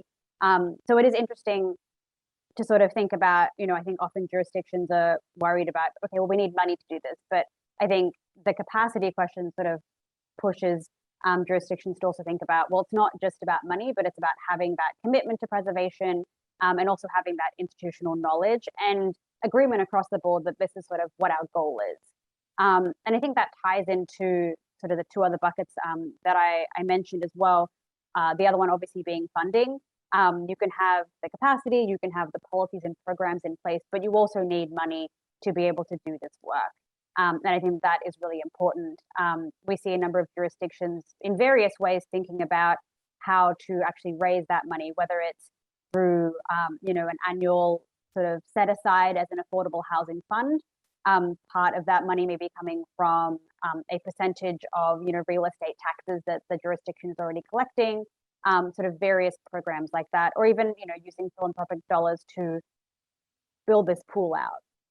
And I think the last one that I would touch on also then is policies and programs. And I think that again is really important, and I think really demonstrates, as I've mentioned earlier, sort of that commitment to whatever your end goal is, whether that is preserving naturally occurring affordable housing, whether it is not only the creation and development, but also the sustainability of these accessory dwelling units. All of these are really important because you're essentially creating this environment, providing developers or other policymakers with these tools that they can actually then further the work and maybe the mission of this jurisdiction. And you're providing that support in whatever way you can. Great. I'm going to ask one more question, and I hate to let loose the elephant in the room on my last question of the panel, but I'm just curious, how much of a barrier is NIMBYism in terms of ADUs, NOAA, incremental development? Are you seeing that as a limitation? We talked about, freeing things up and loosening regulations, but I know elected officials are going to hear a lot about that if that is the path they take. And so what are y'all's experiences with addressing NIMBY issues, and do you see a tide turning in a greater public acceptance of different types of rental housing or not? I think it's a fine line to tread. I think, at least for me personally, as working for an organization that is committed to the preservation and creation of affordable housing, we're also a developer, and also me as an individual member of this community and of my neighborhood. I mentioned earlier these policies that have put in place to essentially allow, whether it's the tenant, a jurisdiction, a developer, sort of this first right to purchase. I think that we've seen as a tool to sort of overcome NIMBYism, because the housing already exists and you're essentially just preserving it where it is and ensuring that wherever that housing already is, hopefully, potentially in higher opportunity areas, if a developer wants to sell to another value add developer, you have these tools in place to keep housing affordable in these higher opportunity areas. I think where it sort of gets tricky is when you talk about NIMBYism as to who that sort of end actor is. I know here in DC and in sort of the surrounding metropolitan area, we have a new metro line being built, and some of it that is going through sort of lower income neighborhoods.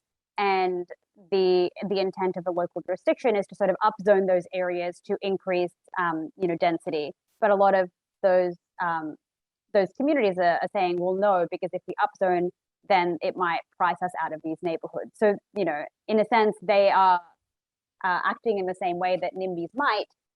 But I think that when we think about these issues in terms of like equity, maybe as an organization, you might think, well, maybe they have a point because they've been living in these neighborhoods for generations, and they're going to get priced out. So maybe we shouldn't be upzoning and increasing density and increasing the amount of housing in these neighborhoods. So, I don't think I've answered your question very well, and I'm sorry to all the local officials who were hoping to get a great answer from this. But it is a really hard question. But hopefully Cole or Monty have a great answer. I'll take a crack. Catherine Levine Einstein, a professor out of Boston University, wrote a book called Neighborhood Defenders. This book talks about the concept of diffuse benefits and concentrated costs. Nobody wants new housing near them because there's going to be construction noise. It's going to remove an off-street parking spot. It's going to change the look and feel of their particular lot. Nobody's going to want that. Nobody wants more housing next door to them. Yet, from a policy perspective, an additional housing unit is a good thing for the neighborhood, for the city, because it adds another housing unit that increases supply, that lowers cost. So if we enable, through our conventional kind of way of administering development through conditional land use processes, a public opportunity for somebody to oppose a project next door to them, they're going to oppose it. But conversely, people are not going to come out in great support of a project next door to them. This is human nature. This will not change. So rather than, setting up a democratic kind of system to enable that type of natural opposition, it would make more sense to come up with, establish municipal values and embody that within a set of regulations, and then allow people to provide that form of housing by right. NIMBYism will not go away. It's not going to disappear, but you have to come up with clear and objective development standards that enable people to predictably and reliably develop something that they're promised that they can do in order to earn the trust, or the government to earn the trust of the individual average developer, homeowner developer. So that's kind of my take on that NIMBY question.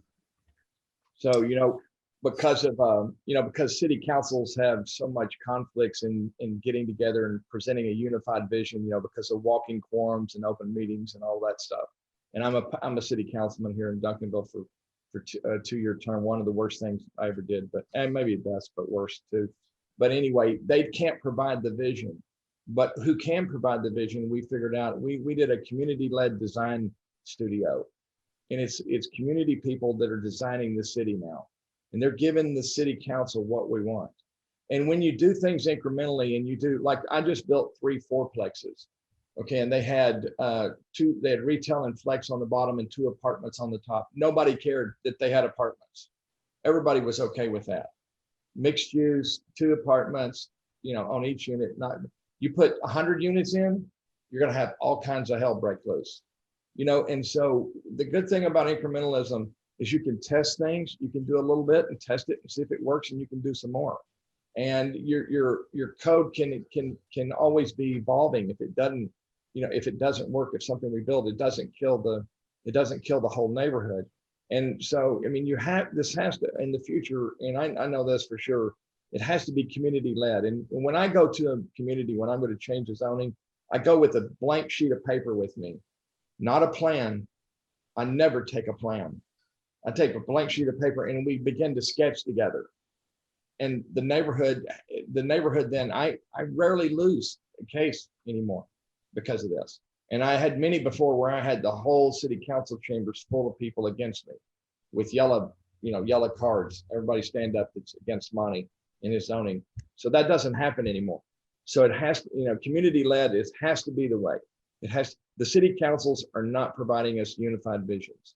One retreat a year to decide what the city is going to be is not enough. It's the only organization, a big organization, board of directors, that cannot get together and dream and sketch and do things. They can't do that.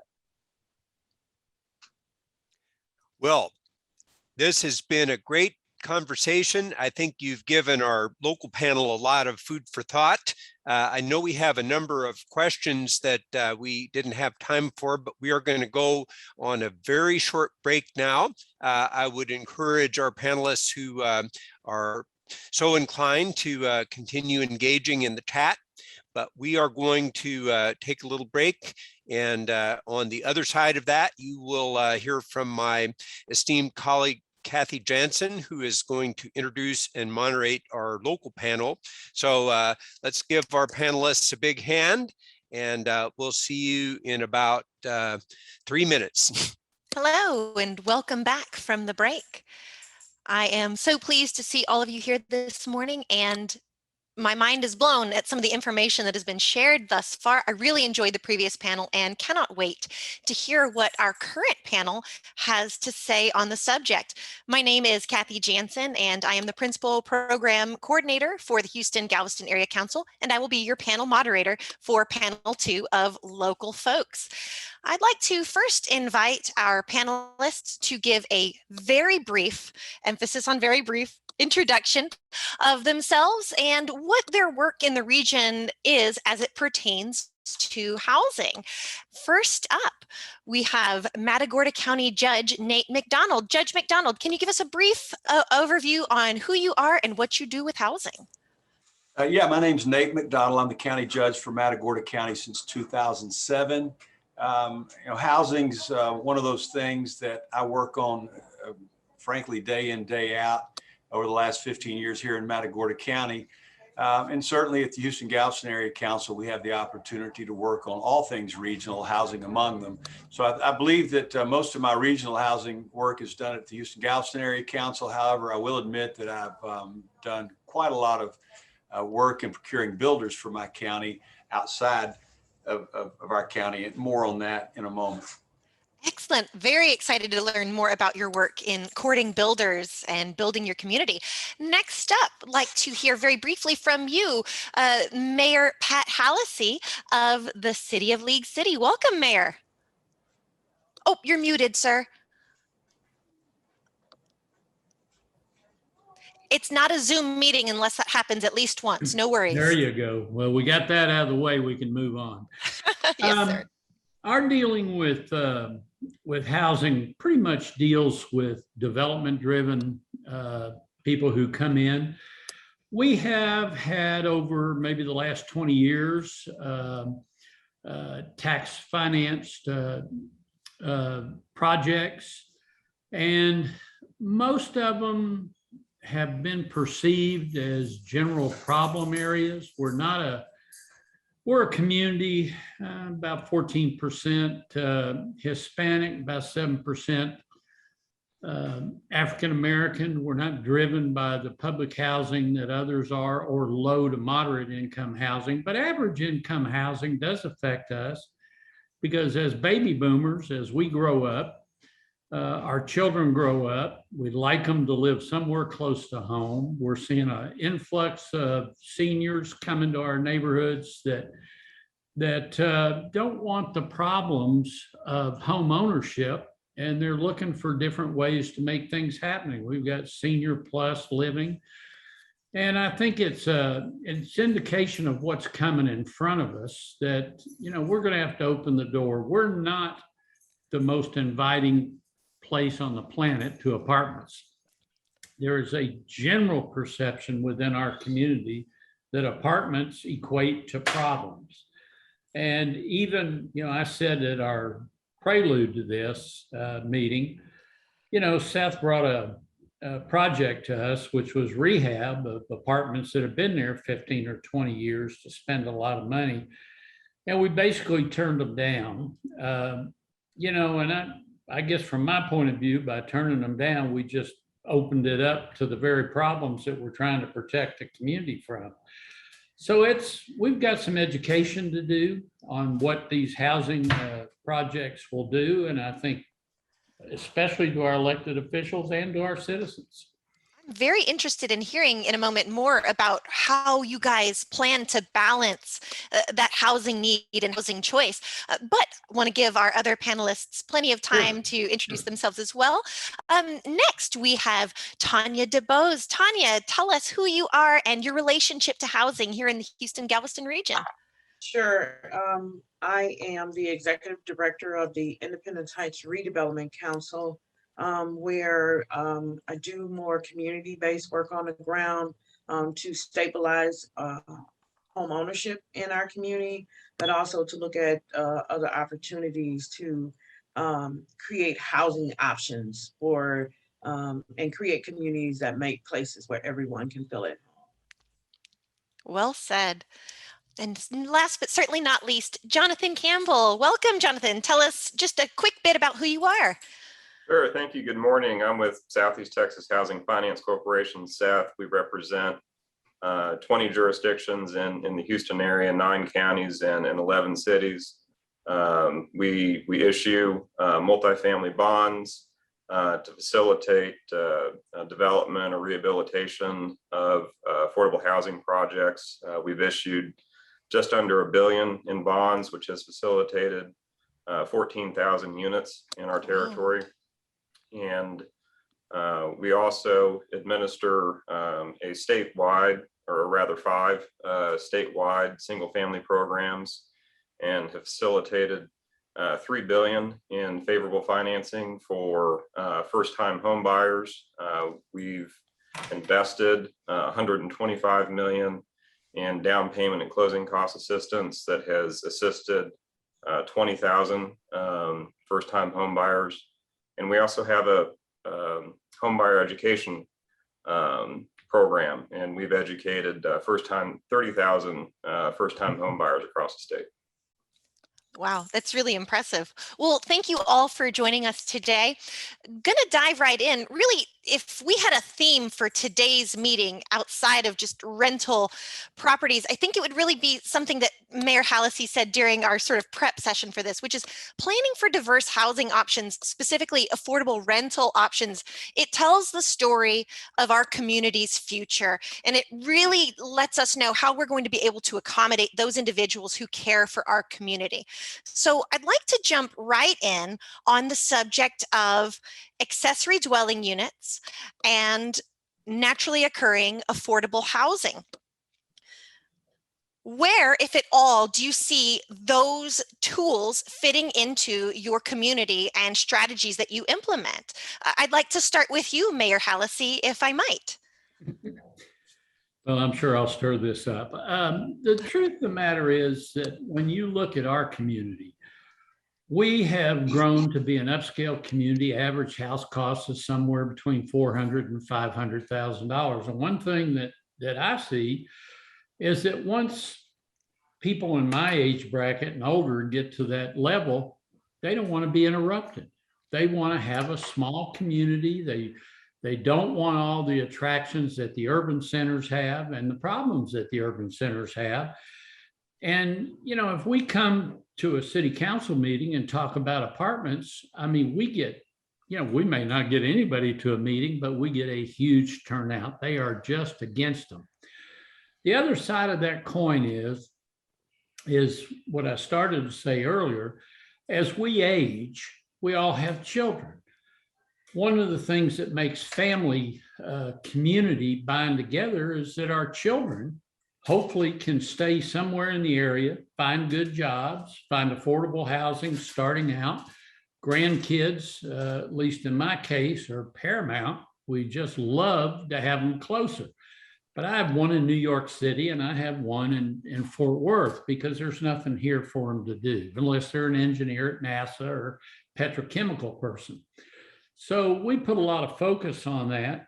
When I see the seniors, 55 plus, filling up a neighborhood where they're paying every bit as much for a smaller house than they had before, but somebody mows their grass for them and somebody takes care of their little piddly problems, I'm seeing where that comes. I mean, people want that. You know, I always tell this story. My wife tried to turn me into a fixer-upper a number of years ago, and I'm just not your fixer-upper kind of guy. I'd rather pay somebody to do it. And, you know, a lot of people my age been fixing things their whole life, and they don't want to do that anymore. So where do they go? I think a diverse population in town is a good thing. I think it speaks to the caliber of community that we have. We have very little affordable housing, couple neighborhoods that, you know, were built in the 60s that are somewhat affordable housing today. Apartments have come in.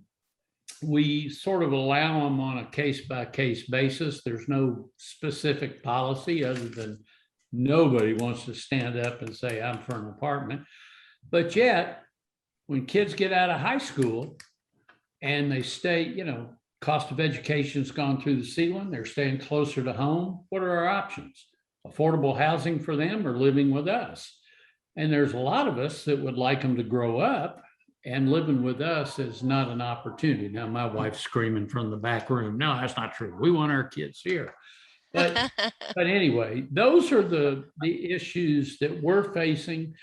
They're a little bit different than the major urban centers, or at least my take on it is they're different. And, you know, grown-ups want the whole community to look like them. And that's fine. I think that's a natural progression within a community. How do you balance that out? That's why I'm here listening. Well, it certainly makes sense, Mayor, especially as we consider the fact that League City is about 48% built out. So strategies such as allowing accessory dwelling units and exploring naturally occurring affordable housing and preservation makes sense for your community. I'd like to hear from the other panelists as far as their perceptions on how ADUs and NOAA have been utilized in and around their communities, effectiveness, and possible implementation of those strategies. Any takers? Yeah, I'll jump in. This is Judge McDonald. Thank you. You know, prior to me getting here in 2007, our county was completely and utterly agrarian. We're still rural. We want to continue to be that way. But what we weren't getting were our children and grandchildren coming back to Matagorda County. So we were a dying community. I knew, having been in business for 30 years here, that diversification in a small rural market is key. Also, diversification in housing stock that we're talking about is key. So then let me give you a little bit of backdrop for economic development in Matagorda County pre 2007. It was low income housing. We're covered up with low income housing in Matagorda County. It was built in the 60s, the 70s, and the 80s. And the apartments that were built in the late 80s and 90s to support the nuclear build are now affordable housing. Okay. The key to all of it, of course, is maintaining it. We've partnered with the General Land Office to come in through either DR or other CDBG projects and renovate and upscale these things to where we have a very, very nice selection of affordable housing here in Matagorda County. And that was because, you know, primarily, as I say, we were an agrarian county. The jobs were linked to agriculture. You all may know that those are part-time, seasonal, minimum wage or less in some instances, unfortunately, jobs. And so you've got to have affordable housing, or you have people living in the streets, and we just don't have a homeless problem here. So that tells me that we're doing a good job housing those who need what I call entry-level housing. I will tell you also that my dream and my goal running for county judge in 2006 was to build a county where every one of the citizens that I serve could live the American dream. For me, the American dream is owning your own home and not having to pay rent, but to amortize and completely do away with that note that you have every month, whether it's a rental note, whether it's an amortization note, whether it's a interest-only note that you've conjured up with your bank. You know, all those are things I'm talking about that I had to do as a young man, of course, to get to where I am today. So that brings us to present. You also, in small rural markets, you have to diversify. In order to do that, we had to we had to understand what our assets were and market those to corporate America and the rest of Texas and America.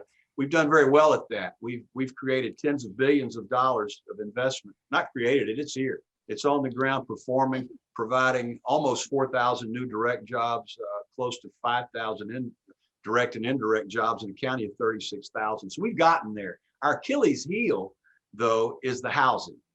We've not been able to attract volume builders to Matagorda County. We did very well with inducing some of our local young entrepreneurs who wanted to be builders to do infill projects for us. We got some of our real estate agents who wanted to dabble in development to go in and fill out some of these 1980s platted lots that had never been built. So we've done that. We've exhausted those. And finally, at last, we've spent about 7 years now courting our friends in Fort Bend County, come over here, and we all, if you're from this part of the world, you know that Fort Bend County is one of the fastest growing counties in the entire United States of America, and they have a lot of very, very good builders. And so for my prior life as a businessman, I had a construction company. It wasn't home building, it was infrastructure build. And so I built a lot of streets and a lot of sewer systems, a lot of water systems, a whole lot of things for developers. So I knew a bunch of those fellas, but I had an in with them, but getting them to come over here and invest millions of dollars took a little bit more doing. In the last 6 months, we have now announced 5 new major developments in Matagorda County. We finally got to where we need. We just cut the ribbon on the last few renovated low-income housing projects that we had back here within the last 6 months. But in the last 6 months, we've also finally convinced those fellows to come down, that we're for real, that we're going to continue to grow and continue to bring new money into the market that's going to allow you all to come down here and develop large plots of land, build houses on them, and people are going to buy them. And so we're finally getting there. I finally turned the corner after 15 years. It doesn't happen overnight, but if you stay after it, it can happen and will happen. And these new developments will have starter homes, that 3-bedroom, 2-bath starter homes from $150,000 a year. This is for the home. This isn't for square foot or anything. All the way up to executive level homes and high-end subdivisions like you see in Fort Bend County and Brazoria County. So we're running the full gamut, and you have to just stay after it to get it done. That's what I'll say. Wow, there were so many things I got excited about while you were talking. I was jotting down notes. I don't even know if I can touch on all of it, but congratulations on the success in renovating some of that naturally occurring affordable housing for that entry into the American dream.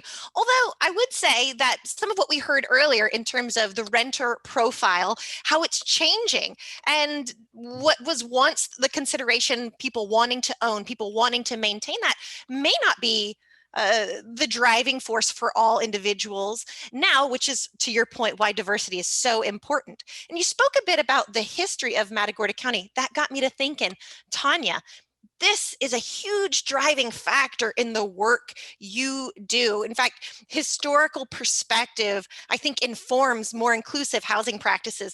I'd love to hear more from you on how you think history can better create inclusive communities with affordable rental units.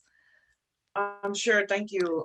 And I appreciate hearing the remarks from everybody this morning. I feel like I'm kind of here to really bring perspective from preserving communities of color. What does that mean? What does that look like? And so a view from where we sit in our neighborhoods, particularly in urban neighborhoods where they were established shortly after the Civil War, people started moving into the city for housing. They needed housing for working. So you had the wards that eventually developed. And then you also had these neighborhoods that were initially independent cities, but eventually became annexed into the larger urban landscape of the city of Houston. Of course, in the community where I do a lot of my work in Independence Heights, it was that one place where people of color could come and they could actually own land and own a home. And so I agree with Judge Mcdonald that this work that we are doing back then as well as now was really what was the high point for us was home ownership. It was not renting. Renting does not sound like a good thing in our communities from where we stand. And so the work on the ground is now, no matter how much we want, no matter how much we dream, no matter how much we're valuing, it is driven by the past that we have to own up to and understand how it ended up the way it's ended. You cannot create solutions when you don't take into account those past inequities, such as redlining, such as segregation, such as the Jim Crow laws that governed our communities. And so what you end up with is disinvestment that happened in many of these communities. Our communities were overlooked for any type of infrastructure improvement. A lot of the conversations that we hear plans being made about us, without us. Those are things that we see. But on the other side, on the positive side, after listening to the notes about accessible dwelling units, I just thought and envisioned in my mind, and I thought about all the communities that I've been in and the communities that we've done some work in. So I looked at Freemantown, where you have these accessory dwelling units. They've been there as a part of that community all along. When you look at Cashmere Garden along Linden Street, they are building these mother-in-law quarters, is what they call them, in the back of their homes. When you come to Independence Heights on 35th and North Main Street, a lot of people call it livable walk-up, livable centers, or what have you, but Mr. Jackson owned a barber shop and a beauty shop, and he built housing apartments on top. So what I'm encouraged about is that this has already been done in our community, so it's not new for us. We didn't call it accessory dwelling unit. We just call it, a place to call home. And so I think, as what Mayor Halsey is saying about you try to bring in any type of multifamily development, what I got from a lot of the seniors in Independence Heights was, no, we don't want that. Acres Homes, no, we don't want that. And because it gives this, evokes this certain environment that just is not acceptable when it comes to communities who are looking to own land, because we couldn't before segregation set in. So that's important for us. And that's just kind of a snippet of a view from the ground on which I'm working from. What a great point, and a great reminder of intersectionality and how we should consider things from so many angles. To Judge Mcdonald's earlier point, the importance of home ownership and the American dream and the African American community, and the absolutely unfair limitations and restrictions from ownership, and how that informs how we live and how we build generational wealth, for that matter. Really interesting stuff. I do want to take a step back for just a moment and talk about something that we heard a little bit ago, and that was NIMBYism, not in my backyard, and the vilification of specifically apartments, but renters in general. This is for you, Mr. Campbell. Fear is really a powerful driving force in many aspects of life, but specifically in limiting the creation of new rental housing, particularly affordable housing. I'd be really interested in hearing your take on what we might do in our communities to help mitigate that fear. Yes, thank you. Ultimately, I'm an instrumentality of our 20 jurisdictions, and so we are here to serve the will of those jurisdictions with whatever type of housing or lack of housing they would like to have. But yes, we need our jurisdictions to raise awareness of the reality of the affordable housing problem. Depending on household income, there are different programs that focus on different income demographics. The Reagan administration recognized in the 80s that working class and lower middle class housing affordability was a material issue holding back the US economy and purchasing power. So they crafted the housing tax credit program. The tax credit exchange is an institutional exchange which effectively allows major US companies, Fortune 500 companies or major employers, to purchase federal income tax credits, which through the exchange, housing developers can convert to cash to build new or rehabilitate existing housing stock. Tax credit funded housing serves low income through lower middle class households, so 30 to 60% AMI income bands. This exchange has been successful. The tax credit exchange has facilitated the delivery of over 90% of this country's affordable housing since the early 1990s, when the program really got started. And so on the topic of that, a significant issue holding up the delivery of rental affordable housing on a mass scale is the Texas state legislature has decided to insert itself into the process by requiring state representatives to be involved in the process and city councils and local jurisdictions to be involved in the approval of the financing. The funding earned through the exchange is not local funds, nor are they state funds. It's a private investor exchange. The legislatures, in my opinion, overreach and inserting themselves into this is a bit like your neighbor down the road asking you to get involved in deciding how much your neighbor's kid's allowance should be. You can do that if you want, but it's not your money, it's not your child. Speaking for myself, I wouldn't want to get involved in something like that, but maybe some folks would. And in taking a little bit of a different path here, through my experience, I found that closed minds toward affordable housing open up just a bit when it's framed as a traffic or transportation issue. Nobody likes to sit in traffic, and the closer we can locate housing to jobs, which in coordination with our mass transit planning can translate to fewer cars on the road, which can pay dividends for local jurisdictions to reduce their reliance on roads, reliance on road maintenance. So in short, effective housing policy can save your local jurisdiction on expenses. Very interesting. I've heard you say something in the past that I just like to repeat because you have a great way with these sound bites or these catchphrases that really stick in my brain. You previously said that housing affordability has become a full-blown middle-class issue. It's generational, and in fact, it has metastasized.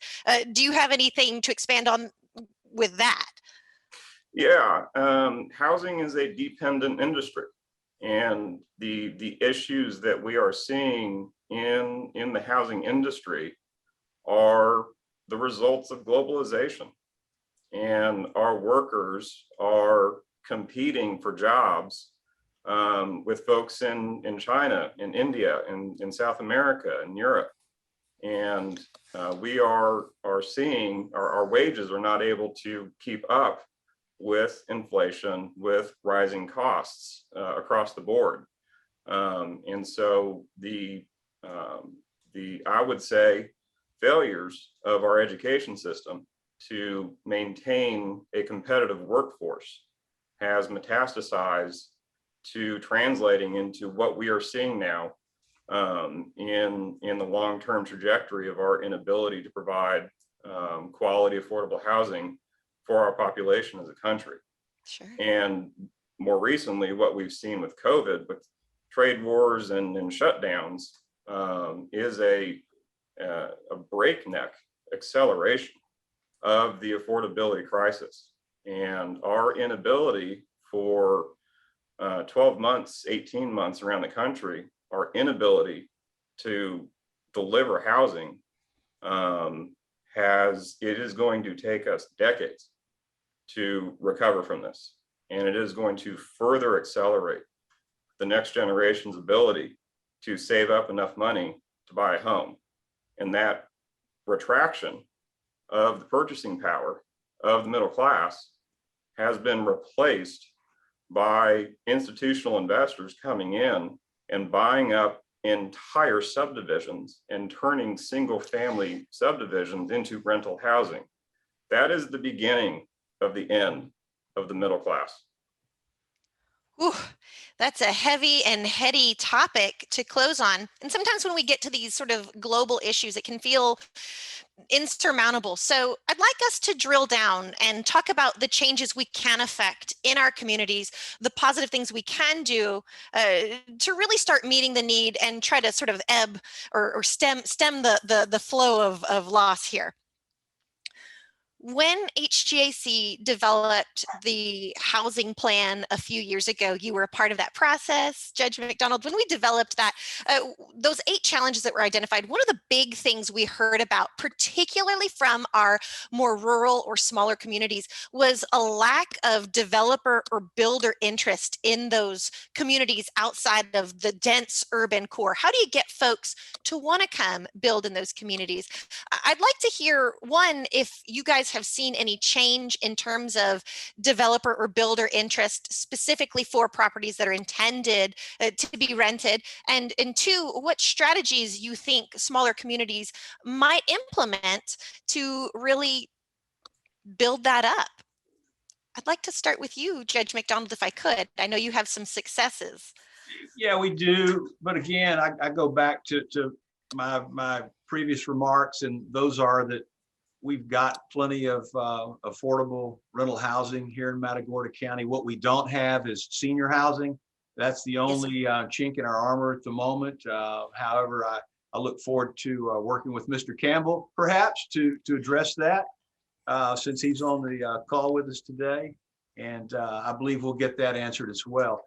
We've seen a little bit of interest, but it's not primarily from large institutional investors. It's from some large local investors in buying up some affordable housing units. I'll admit, I was born and raised in Matagorda County, so these are all fellows that I know, and they're former business colleagues of mine, no business partners of mine, let's be real clear. But in a small community, those of us in business all know one another. And I've encouraged these gentlemen to come in and take the measures they need, spend the money they need to bring these up to good Class A dwellings for those who need. I call it starter housing, because my goal is for every person who wants to own a home to be able to own a home in Matagorda County, just as I did at 23, a year out of college, bought a first home and never had to rent anything. I want that very badly for the rest of this county where they want it. Now, I understand there's X amount of folks that want to rent and want to continue to rent and don't want to have to maintain properties and have to pay taxes and pay insurance. I get that. And we've got a great stock of things. And we'll continue, though, to keep our finger on the pulse of the community in assessing and understanding and identifying, and then filling the needs that we identify. That's the key. Government should be that person or those persons who understand what the needs are and then carry them out, not get in the way of writing ineffective policy or writing limiting policy, getting in the way. I never ever aspired to be a politician, although I understand I'm in political office. I'm here to serve the public, as is Mayor Halsey. And for us to go in and harm progress is just inconceivable to me. So that's something I've never done. I'm one that I create a quick slide for progress in my county. If there's a good project to be had, we get it here. The key to all of this, though, is whether you're bringing in affordable housing or whether you're bringing in market rate housing, whether you're bringing in senior housing, in all of it is to, I lost my thought. I apologize for being old. But the key in all of it is marketing, and networking with those folks who are doing well, understanding how they're doing it, and then asking them to come into your community and get it done. There may be some incentives that you have to provide along the way, some TERSs or PIDs or TIDs or TIFs or something you got to do. Those are easily done. They can be done typically without the vote of the constituency. Doesn't cost anybody anything because you're only adding value to things that you're creating. Okay, so that for me is the way that goes, Ms. Jansen. Well, please, Judge, call me Kathy. Okay, Ms. Kathy. That makes a lot of sense. And it really harkens back to something we heard on the previous panel, both from Cole, Moha, and from Monty, which is there are really 3 large needs for any community trying to develop more housing or rental housing, whatever its type. That is creating policies, possibly zoning, although I'm certainly not advocating any one way, that really get out of the way and allow for the work to be done to provide for that financing and equity. And then to your most recent point, that capacity building, particularly among those smaller developers. Very interesting stuff. Yeah, I think it's Mayor, important, Kathy, one final thing, and then I'll stand down. Sure. One final piece that's very important and often overlooked in housing and citizens procuring housing is getting them to a place where they can attach housing. And education is key in that. I was asked to bring a junior college here as a private citizen by the mayor of Bay City and did so. And then I decided it was time to go ahead and run for office and finish the job. So I retired from business, ran for office. And my wife and I raised a couple $1 million to finish that project off. And we've done that. We have a college campus here educating the citizens of this county to gain a marketable skill. And then we bring the jobs in that they can take to get the paycheck that it takes to go in and buy whatever level of housing they want to. If they need to start, if they're only making, 50, 60 grand a year, they may need to start at that $150,000 house. But we've got jobs that start at 90 and 100, 120. They can go in and buy, a nice second home for their first time. The key in all of this is education. And you've got to have a way to gain marketable skills for your constituents. If you don't have that, all of this is poppycock. You've got to have a way to get folks a marketable skill. And every jurisdiction, every city, every neighborhood should have that opportunity within walking distance. It's the American way. And if we let it get away from that, we're truly missing the boat. We've got to have education available for everyone. well And said. I'm sorry for jumping in. They're just so interconnected and intertwined for me. I've lived it and I've seen it. I know Absolutely. it works.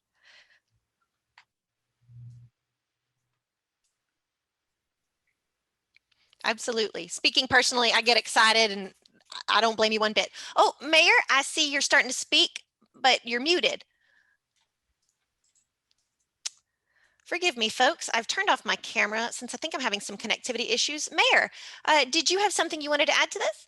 Yeah, well, I did. I agree with Judge Excellent. McDonald. Education's the key, and particularly for affordable housing, because we sort of forget, you brought up some interesting points, the American dream.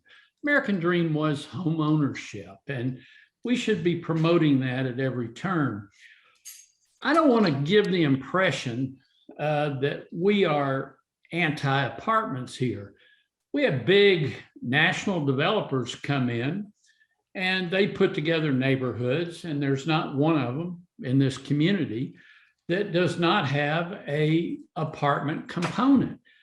But I'm reminded of a question that Sylvester Turner asked me in Houston at lunch one day. He said, "How are things in the suburbs?"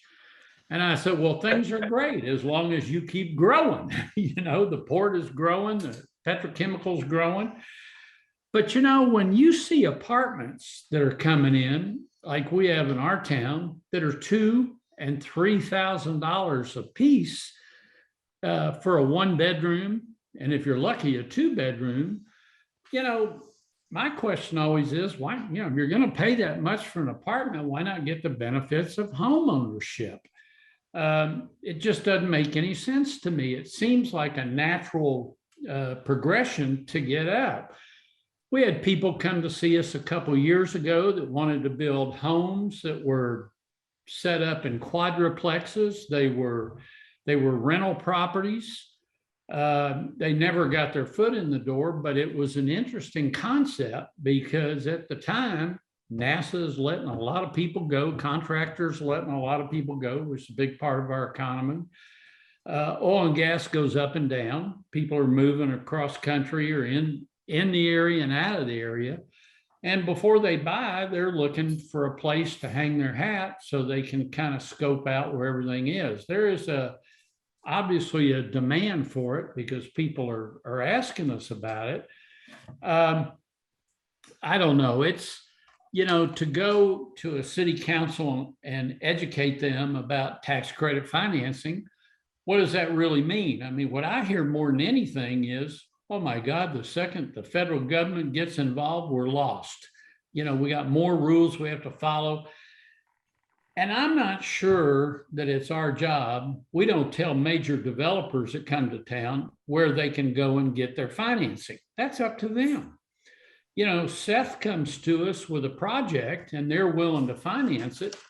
As long as we're not financing it and it fits into what we're trying to do, I think we're overstepping our reach, saying, well, I just don't like federal money. And I've spent a lot of time over the years telling people with that argument, I spend a lot of money that goes to Washington. As much of that as I can get back is good for me. And I think it's good for you. So, okay. No, thank you. That was very interesting and an important perspective. I think if there's a theme to come out of this panel thus far, it seems like there is no one size fits all for any one individual, any one community. It's really understanding at that boots on the ground level that we need to listen to what's happened historically and be open to different strategies. Talking about NIMBYism and education, I will say one of my favorite tools or strategies Jeff Table implement in past meetings is to ask the audience, and if we were in person, I would do so right now, how many of you have ever been a renter? And when you look around, well, I'll ask the panel now, raise your hand if you've ever been a renter. I certainly have. And so many of us have, many of us have been renters, have been on that side as we work towards whatever the next step in our American dream journey is.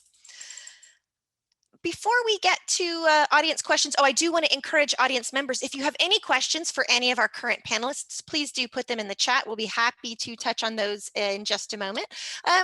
But before we get to audience questions, I did want to ask you guys if there was a magic wand, and we do this at a lot of public meetings. If you had a magic wand that you could wave to solve one of your housing issues, how would you use that magic wand? I'd like to start with you, Tanya. Oh, you would. So let's see, we got a little time. Sorry. So, you know, if I could wave my magic wand, let me give some context on what we're actually dealing with on the ground in our communities. We've just come through a hurricane, Harvey in 2017, and then we turned around and had Imelda in 2019, and then we had Uri just earlier this year, and then we are in the middle of a pandemic.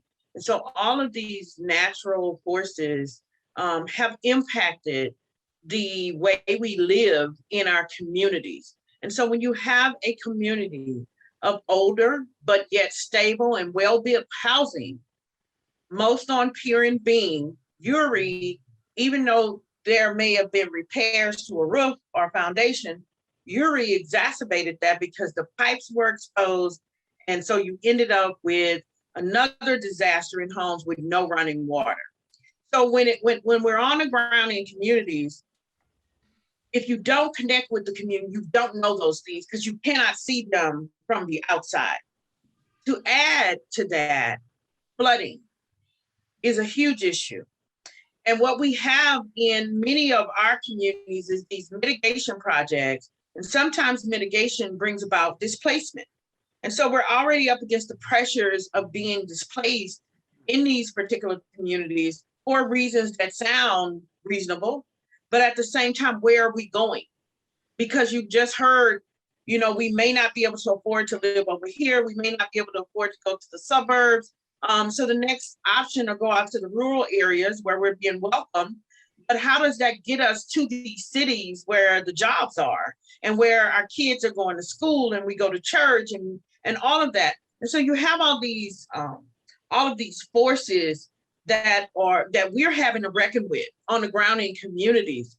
And then when we think about generational wealth and our ancestors and the fact that we were always taught home ownership, we see these apartments as warehousing our people, moving them out the way. And like Jonathan is saying, people coming in mostly global because we can't see them. They're invisible and they're buying up homes. I have a whole street, 30th Street. We don't even know this guy. He just shows up. And what you have is a little old lady who's been there for years out there fighting trying to tell these developers this type of housing doesn't work in our community. And so I would say one of the biggest things and takeaways for me and for what I would hope would be pleasing to other leaders in communities of color, particularly in the urban setting, is that going to the ground to listen to communities, having them at the table to hear what's really happening in communities. Nobody understands that there's a buyout in Independence Heights right now of 163 homes. They don't also know that the build of the new Booker T. Washington High School bought out 87 homes. Then you had Tropical Storm Allison with 2001, where now those people have left, and now here comes Uri, and now they're leaving. And so you have this exodus, whether it is solicited or not, that's happening. And so what it looks like in our community is totally different from what Judge Mcdonald is dealing with and what Mayor Halsey is dealing with. And so I think we have to treat these situations very uniquely. And if I could wave that magic wand, the first thing I would want is for people to understand what's happening on the ground, which is a little bit of what I've shared. But the other one is to have people honestly engage in conversations with real solutions that work for what's happening in our community, not a cookie cutter model that does not fit, well-intentioned, but does not fit for our community. So that's what I would do in terms of my magic wand. And I have to agree finally that knowledge and education are important because we thirst for it, we want it, we want to know what Monty is doing, we want to know, can that potentially fit in our communities? And how does it fit? And so I think I would have to agree with the knowledge and education piece too. Absolutely. Wow. And yeah, that tension is definitely a driving factor. I think that if I had a magic wand, I'd wish for you to have more wishes because there's a lot that needs to be worked on, but I am glad that you are there on the ground doing that work. All right, Jonathan, same question. Briefly, what would you do with your magic wand? Well, as I said before, the metastasization of issues in the education sector are domino affecting into the housing industry. My magic wand would be to demystify the public school financing conversation to create a effective, productive education conversation on how we can invest in and create a much more effective education system in this country. Wow. I also want you to have more wishes. That may be a common theme as I visit with all of you folks. Mayor Halsey, what would you do if you could wave that magic wand? I'd like to take housing and a number of other things out of the political arena. We're so divided up in this country right now. We don't know which way's up and which way's down. Housing is an American issue. It is a dream issue. It is a generational issue. It is for everybody. And, you know, we have politicized it so much that decisions are being made on, oh my God, am I going to get elected or not? You know, and I understand that's a concern for politicians, but, you know, that's not the only consideration. You know, there's an old Sam Rayburn quote that I love to tell all the time. You know, sometimes you just got to do it because it's the right thing to do. Beautifully said. All right, Judge Mcdonald, bring us home. What are you going to do with that magic wand in Matagorda County? Well, since I only get one swipe of it, it's going to be a long swipe. And for me, and since we're talking about housing today, yes, that one swipe is going to be that every citizen of this county have the dwelling that they need to live in at this moment in time, whenever it is that I swipe that wand. Now, you know, I will ask them to be thinking long-term and understanding if this is a rental dwelling, if this is a beginner home, this is your second home, your third or your fourth. But for me, simply put, it's that every constituent of mine has a home, has the home that they dream of having. And in America, we can do that. And I know it because we're living it right here in my little county. We're knocking it out one by one. I'm staying out of the way purposely. I realize that I'm at the very head of government here, and I purposely stay out of the way of placing policy, getting policy in place and de-incentivizing people to build here and live here. It's just not what's going to happen in Matagorda County on my watch. And fortunately, all four of the commissioners I serve with agree.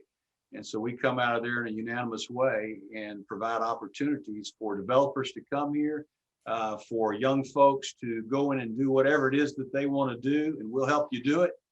I very much appreciate the comments that Mr. Anderson had this morning about what he's doing up in Dallas.